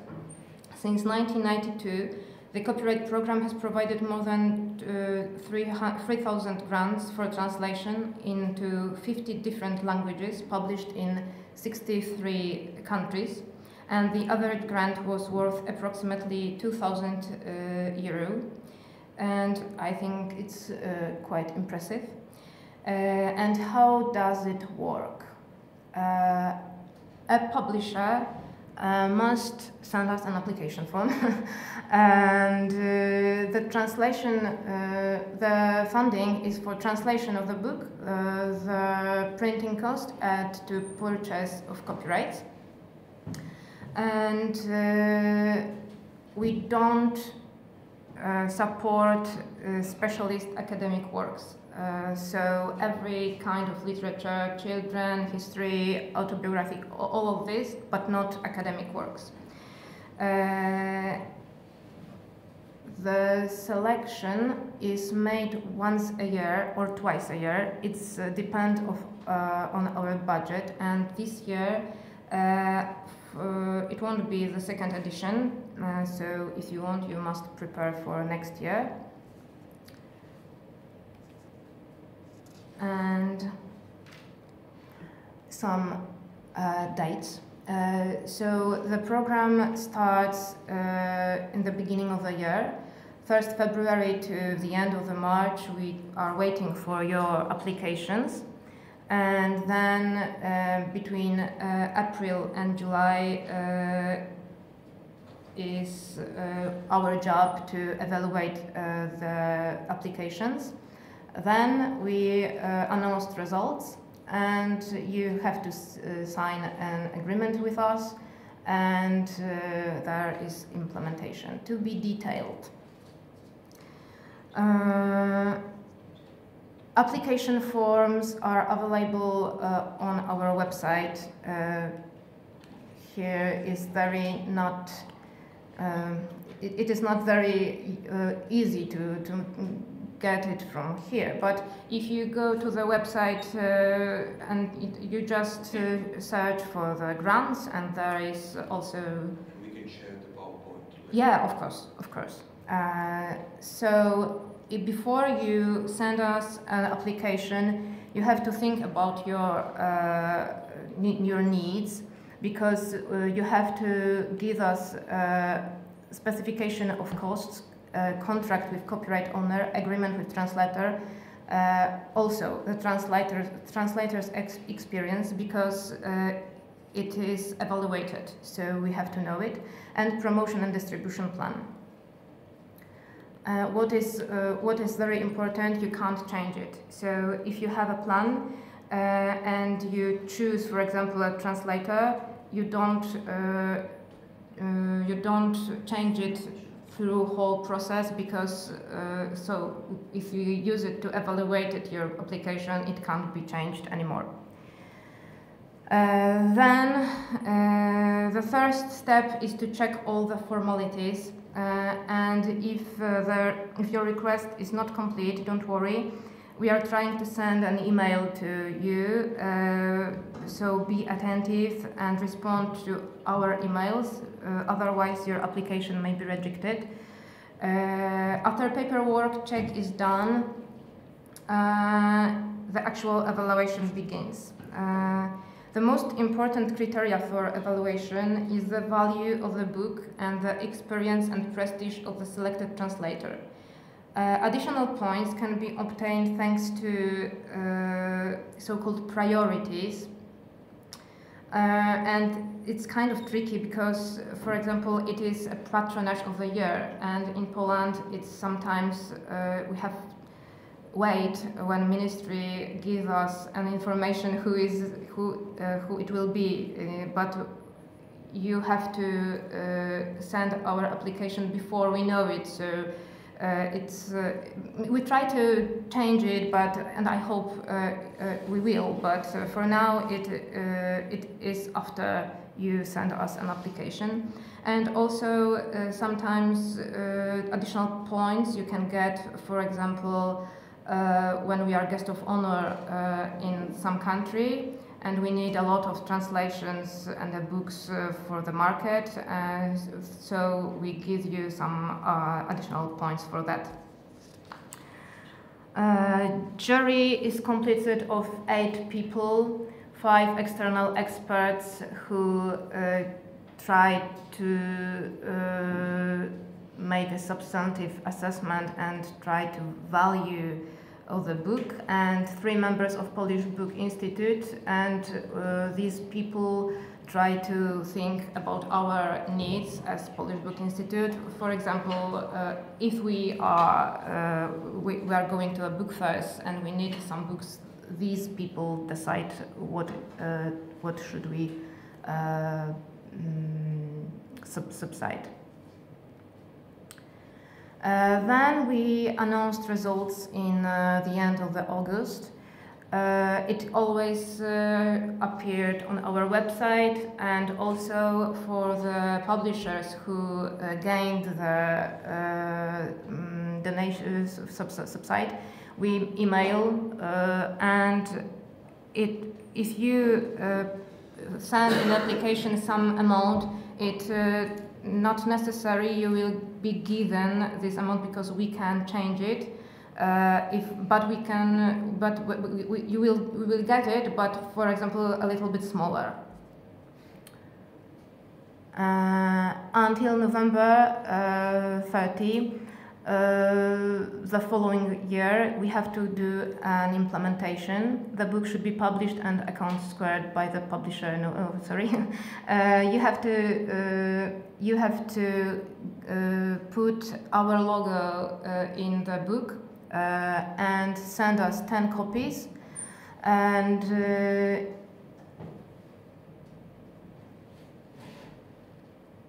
then give us an invoice to make settlement. We pay you after this procedure, and we need proofs of payments to even if you sorry. This is how it works, that you can choose whatever you want to do. We give you some grant, and it can be for printing and translations, and you decide how many of this goes to what. So you can use whole amount for one thing, or you can divide it. Yes, thank you. But even if you use whole amount for one purpose, you also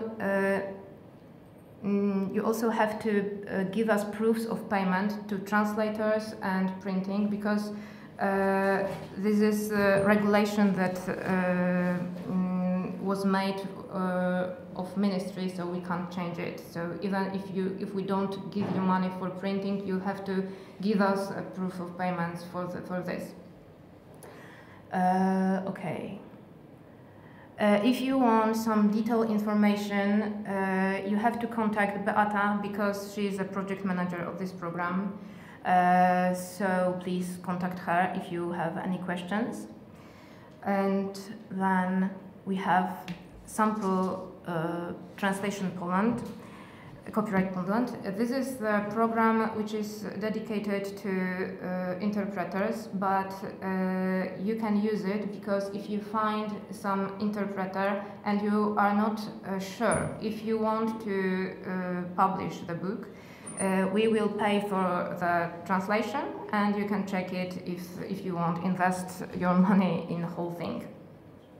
So the program is, it is not, if you use the sample program, it has no connection with the copyright program. So you can use both and do some combo, so you get some more money. Because if you have 20 pages from one program, you can pay for the rest of translation later. Regulations are quite simple. We're financing the translation of 20 pages as you see in the universal, I think, amount of signs per page. The rates applied by the Book Institute are the average current rates in the country where the translator lives. So we pay in your the amount that in your country translator should be given. And what is very important here, that we reserve the rights to use the translations. So we can use it to promote ourselves.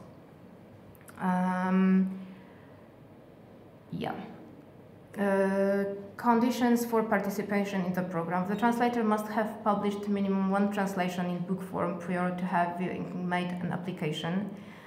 So it can be beginner, but it can't be a person who hasn't got anything translated. And it must be the first translation of the book.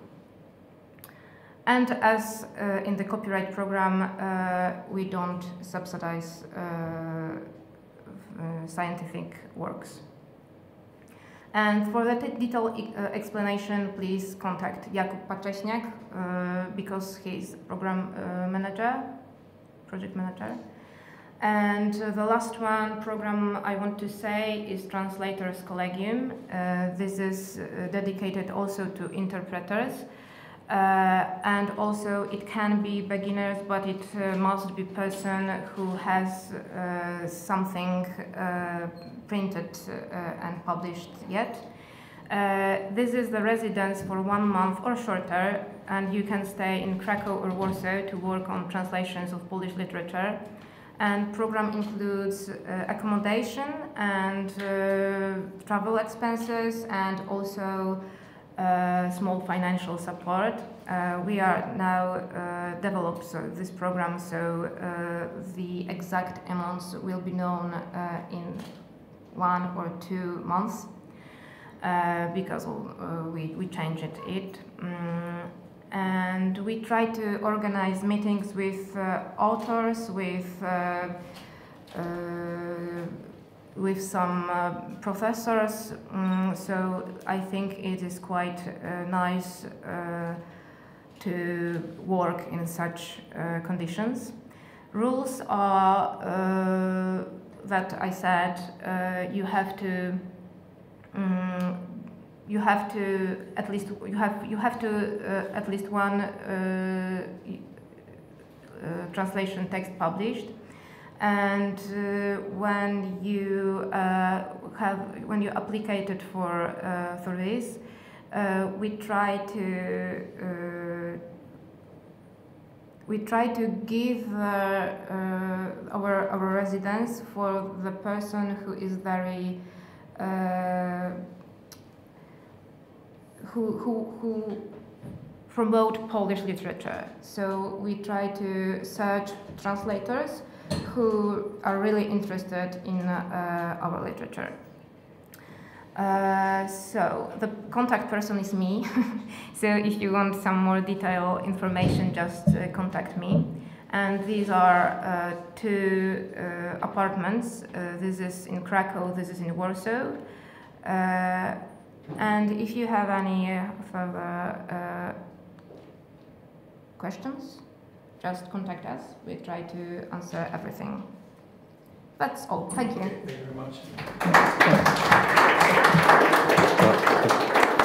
Thank you very much, Karolina, for the presentation. Very, very efficient. Is this the program? No. These are brochures with programs that we are trying to use. So there is also information about copyright program, sample translations, collegium, and others. Because also there are information about our awards. For example, Transatlantic Award for the person who is promoting Polish literature and culture through all the world.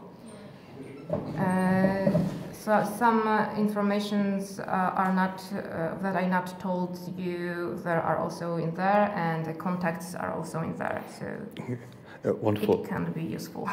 Okay, this one for you said that the residencies can be for beginners, yes. But someone who already has a published translation. Yes. Okay, so is that a residency that involves some kind of support? You said that you are trying to organize events with the authors. Yeah. So can you talk about the events that you organize? It depends what are needs of interpreter who is in our residence, and also it depends who is it, because if it's not popular person and not popular language, it's very difficult to find a place to give him, for example, a meeting with an event. So then we try to contact him or her with author who, for example, he translate, or the professor who can try to help that person to translate the difficult places in the book. For example, he doesn't understand something or don't know how to say it, and they try to work together. Yeah. So, but if it's a more popular person and more popular language, we can also organize events on universities with the students. Now, for example, how to translate or something like that. Mm-hmm. The workshop with the translator and person who is learning languages, for example, Czech or something like that. So they are talking about problems in translation in specific languages, between specific languages. Okay. Wonderful, thank you. In terms of the translation program, how many residencies are available? In this year we have 11, but we have more places, because in Krakow we have 4 rooms, 4 apartments, in Warsaw 1. So I don't want to say that it's every time it is free you can go there, but because we have a budget that we have to strict. But I think it is possible to make for about 20 a year. Okay, well, lovely. Thank you very much. Are you okay if we then share your presentation with the contacts? Brilliant. Thank you very much, Karolina. Thank you very much.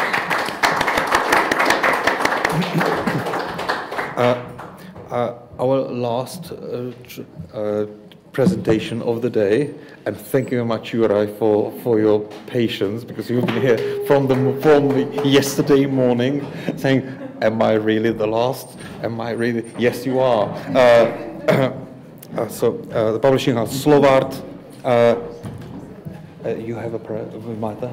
No presentation, no microphone. No, potřebujeme mikrofon kvůli tomu. Okay. Ale jestli chcete stát, tak si vezměte. Ondro, použijeme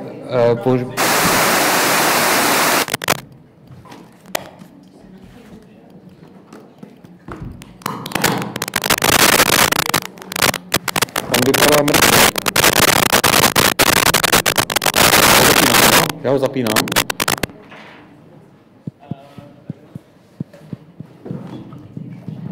Ano, už je on.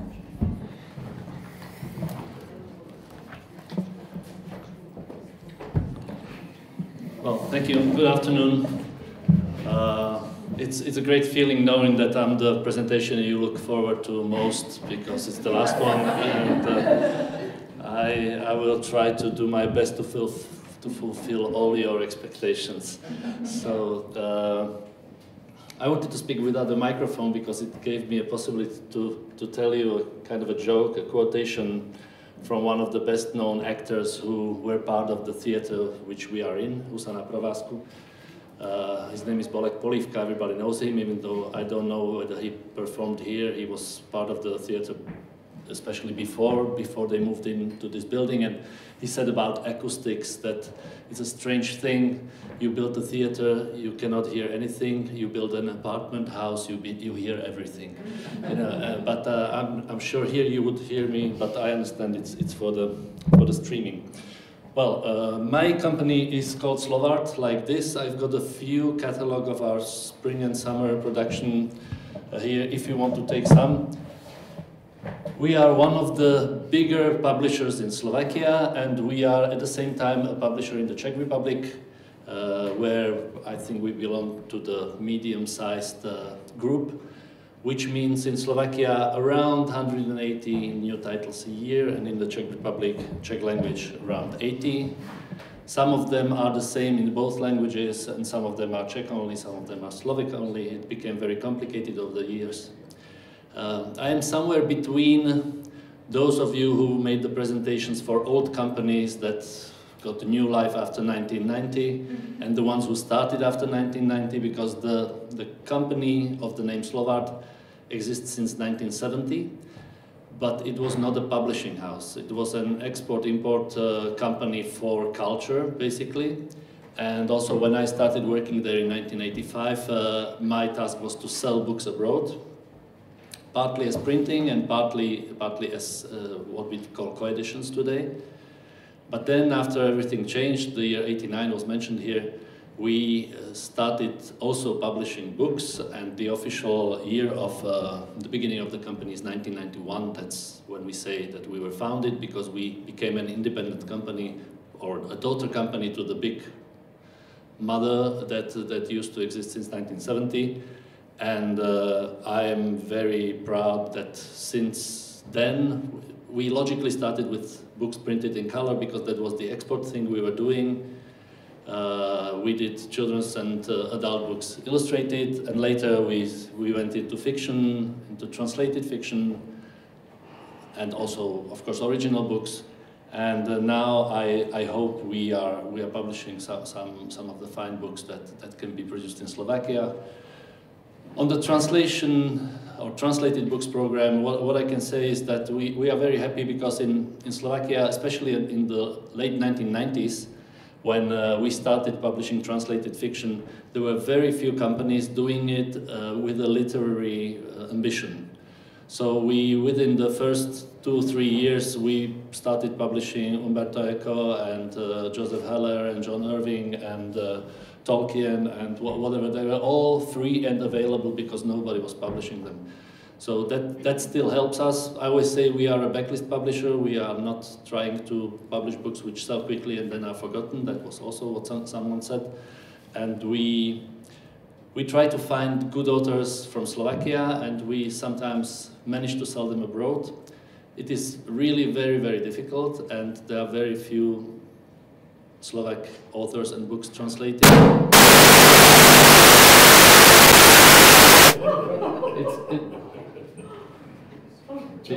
Did I do something wrong? Say something wrong. No? The batteries cannot last from the morning, so I just have to... The batteries are running out.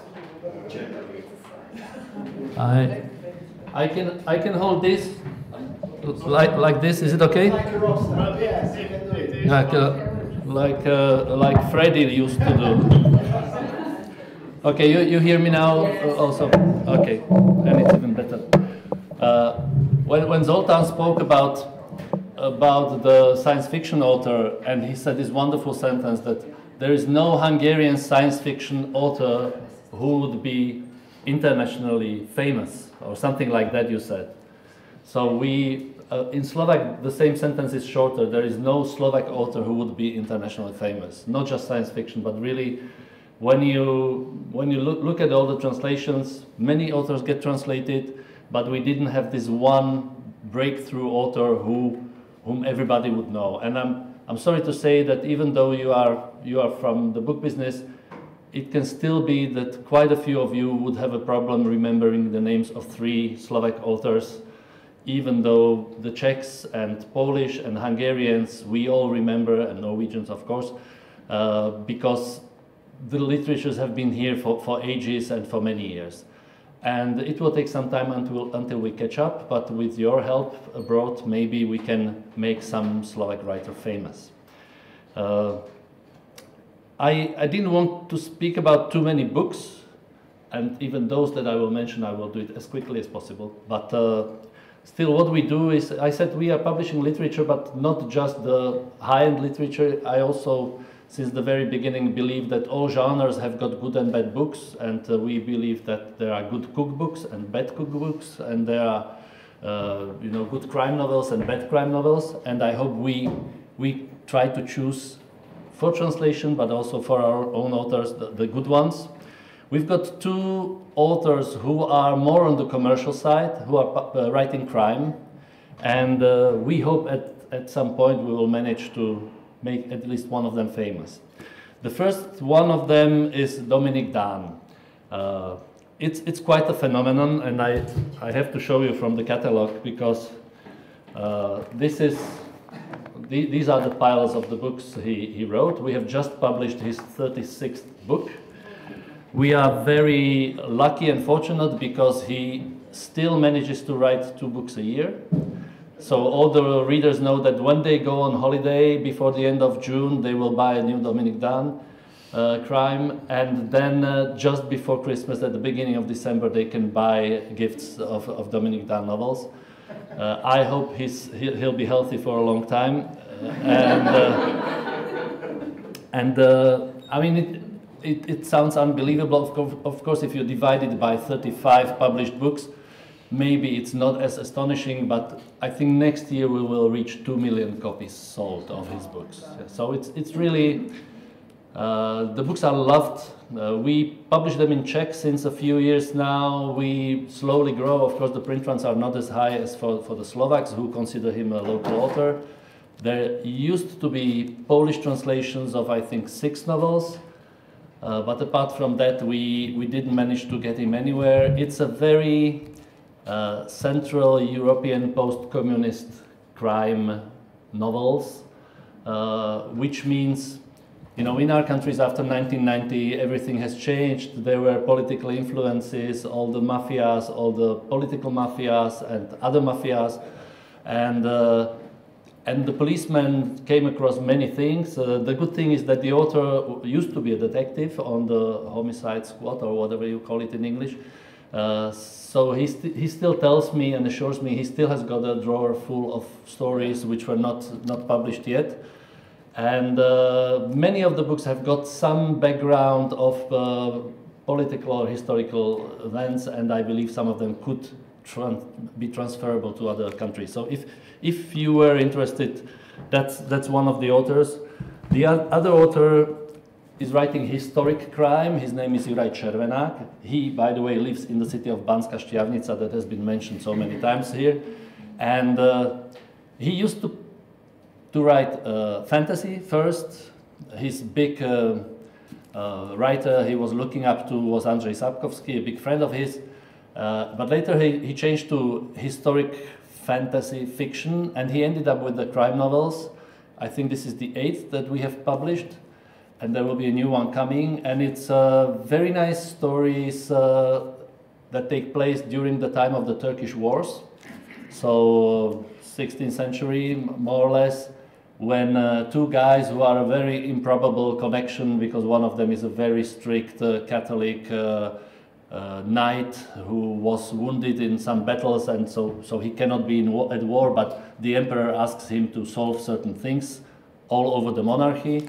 And the other one is a very free-minded Protestant guy from Banská Štiavnica who is after women and everything. It's every book takes place in a different city. So it started in Štiavnica, but then they went to Prague because there was a crime, and then they went to Vienna and to Bratislava and to Pilsen. So that's also something that I believe that thanks to the historical background could work. Unfortunately, none of them are translated fully into a language that normally people would understand, but I hope we can change it. On the literary side,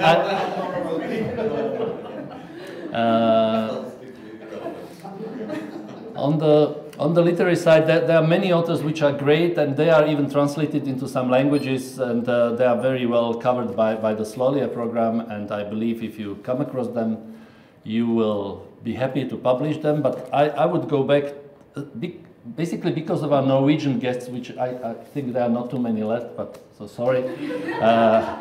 Because this book, Rivers of Babylon, is the basic book of the post-communist Slovakia. It was published in 1991, not by us, by a different publisher, but we are proud publishers of Peter Piščánek since quite a few years. Unfortunately, he died in 2015. And this is a book that was translated into English, and it had wonderful reviews. It's a very dark, comic, violent, sexy way of describing these wild times of Slovakia or Czechoslovakia after the change of the system. And the main character is a guy who comes from a village. He wants to earn money in the city, still before the revolution, before the changes. And he gets employed in a hotel, and he looks after the heating. You know, down in the basement, he's in charge of making sure that the heating is on. And at some point, he realizes that when the heating doesn't work, people don't come to him to tell him that he would be fired, but they start really bringing him money to turn on the heating, to do something about it, because everybody needs to be heated in the hotel, which is cold. And from this position, he raises to basically to the biggest boss of the underworld of the city. Because everybody needs him. And the great review in the Times Literary Supplement wrote at the end that apart from the fact that every British businessman who wants to do business in Central Europe should first read this book, but apart from that, the book raises an interesting question, because it says he who is in control of heating is by the end in control of power. Who could that be in Europe? And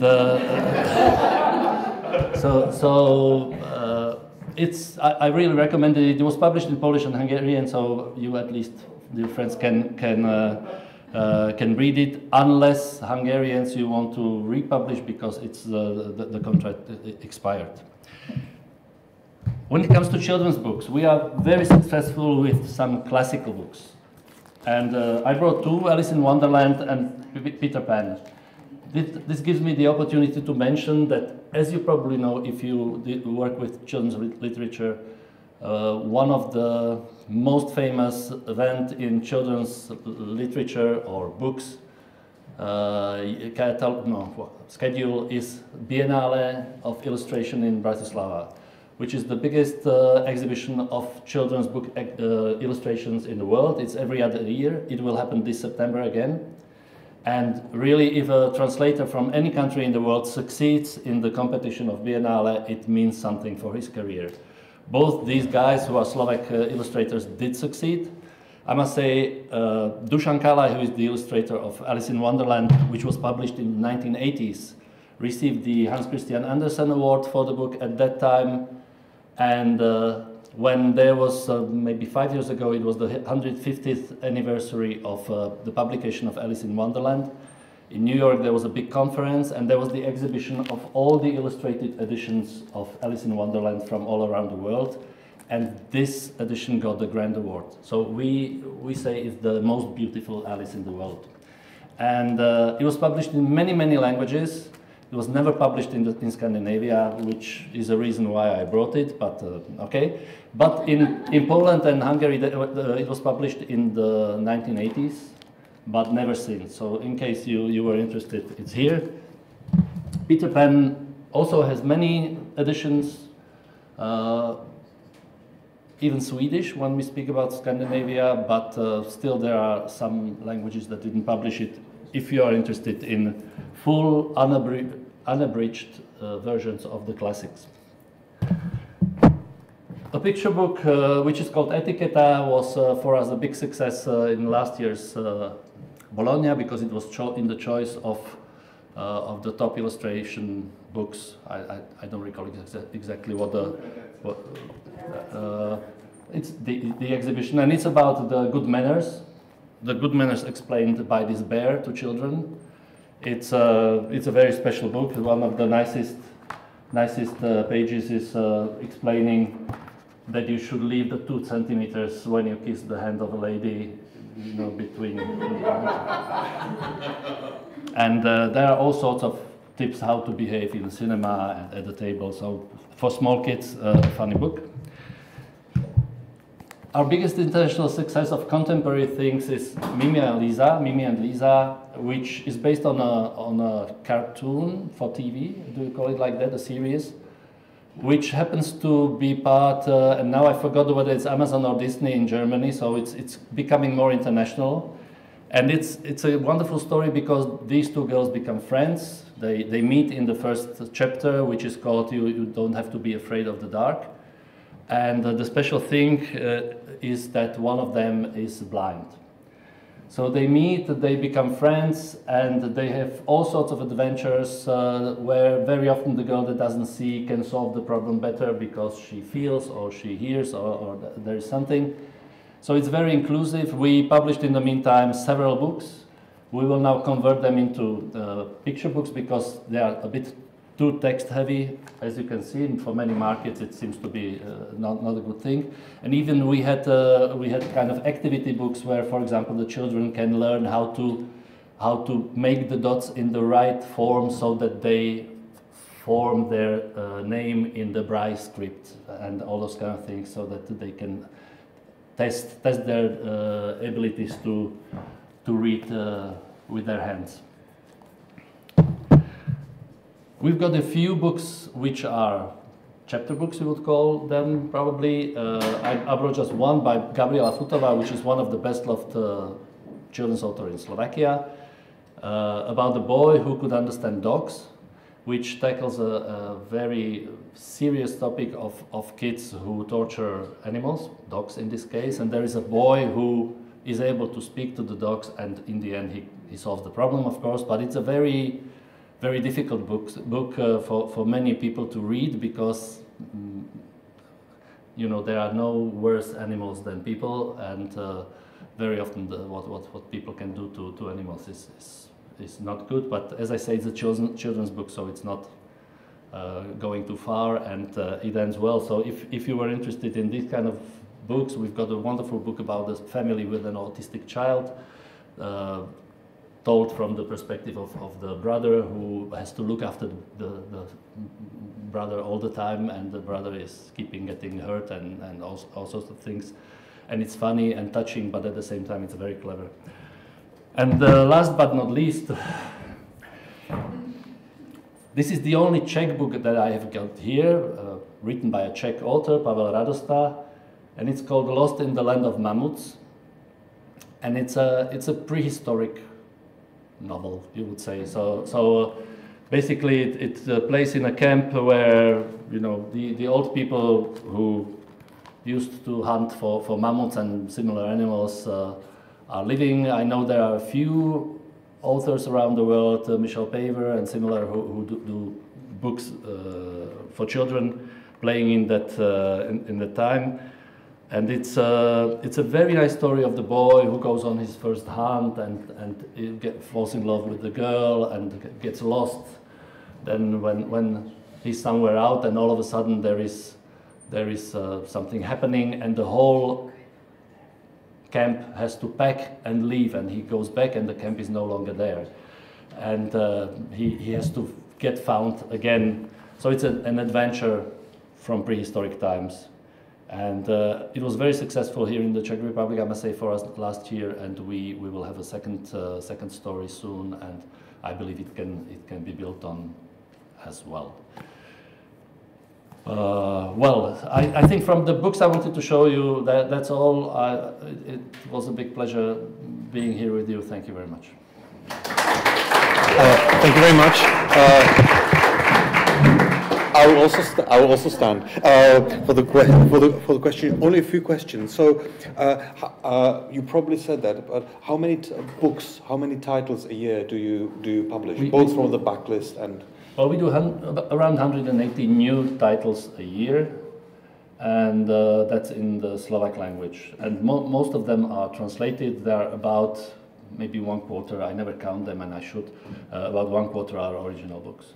Okay, and so the catalog, is there a catalog that you have, because what you shared was a catalog of the best books, or how do you, what is the best way of learning about the books that you are? The catalog is the new books in Slovak, spring and summer this year. So it's the books that we published, most of them are published by now. And it's both translations and Slovak authors, but it's not the rice guide apart from other things. It's in Slovak language, which not all of you speak yet. And yeah, but we have some information on our website, but the best thing is to write to me. We attend fairs. We have a stand in Frankfurt where we happily show our books. I must say that quite a big part of what we used to do, and we still do to some extent, was publishing art books and similar books. That's what comes where the Slovart comes from the past, and we still sell those books also internationally, because if you have a Czech or Slovak artist, usually the book is in English and the local language, and then you can sell it. And it's good to have those books displayed in Frankfurt. So we have importers from all over the world who come and buy 3 copies of this and 10 copies of that. But by the end of the fair, sometimes it pays for the stand, which is nice. Okay. Do you also do agency work for your authors? In Slovakia, there is no tradition of agents and agencies. Partly it's because, I believe it's partly because there are really so few books sold for a reasonable amount of money that it's impossible today to make a living out of agenting Slovak authors, really. And I said yesterday, we are doing it for our authors, even if the contact comes from someone else. We happily make the contract for the author. We don't take a penny for that. It's a kind of a small service, just to make sure that the author has got all the right things in the contract. Because sometimes, I'm sorry to say, especially when I was in the committee of Slolia, of the supporting grant system that Dada was speaking about. And I saw the contracts that some of our authors signed, because they usually then they say, I didn't read it, it's 500 euros, it's not worth reading it. But then you see that it's lifelong rights and all sorts of things that you normally don't want to see in the contract. So I believe we still need some education. Yesterday, if I don't bore you, yesterday I said a wrong information to my Hungarian friends we were sharing the table with. Because I said that the first Slovak grammar as a language was around 1850, and in fact today on the history web it jumped that the first meeting of the people who were really the driving force was this day in 1843. So I was about 8 years wrong when I was spoken. And no, but that kind of documents that really the language has not been used for writing for books for a long time. And I always laugh when I get the bookseller magazine and it says in the service of the community since 1859. And so 1859 they had a magazine about book publishing in the UK, and we were thinking about the first grammar. Yeah. Okay. Well, thank you very much. It is very important that we share this. So, Juraj, thank you very much. Thank you.